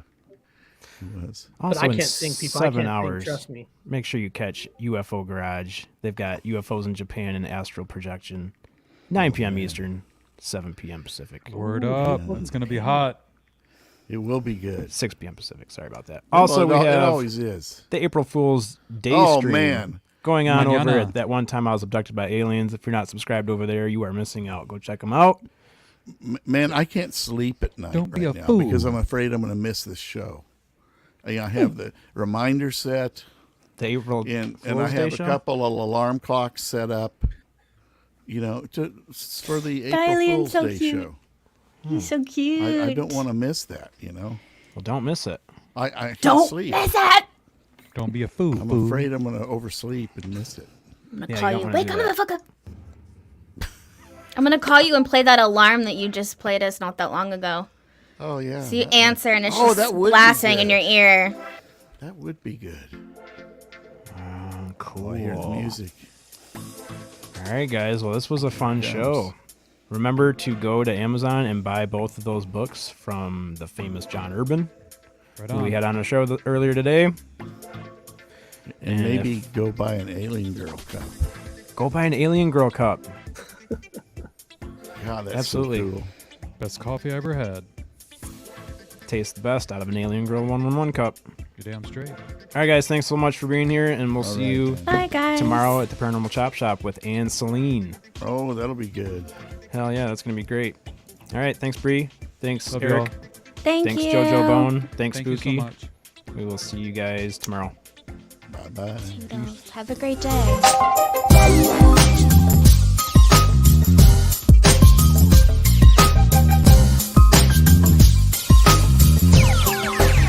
It sound right, boys.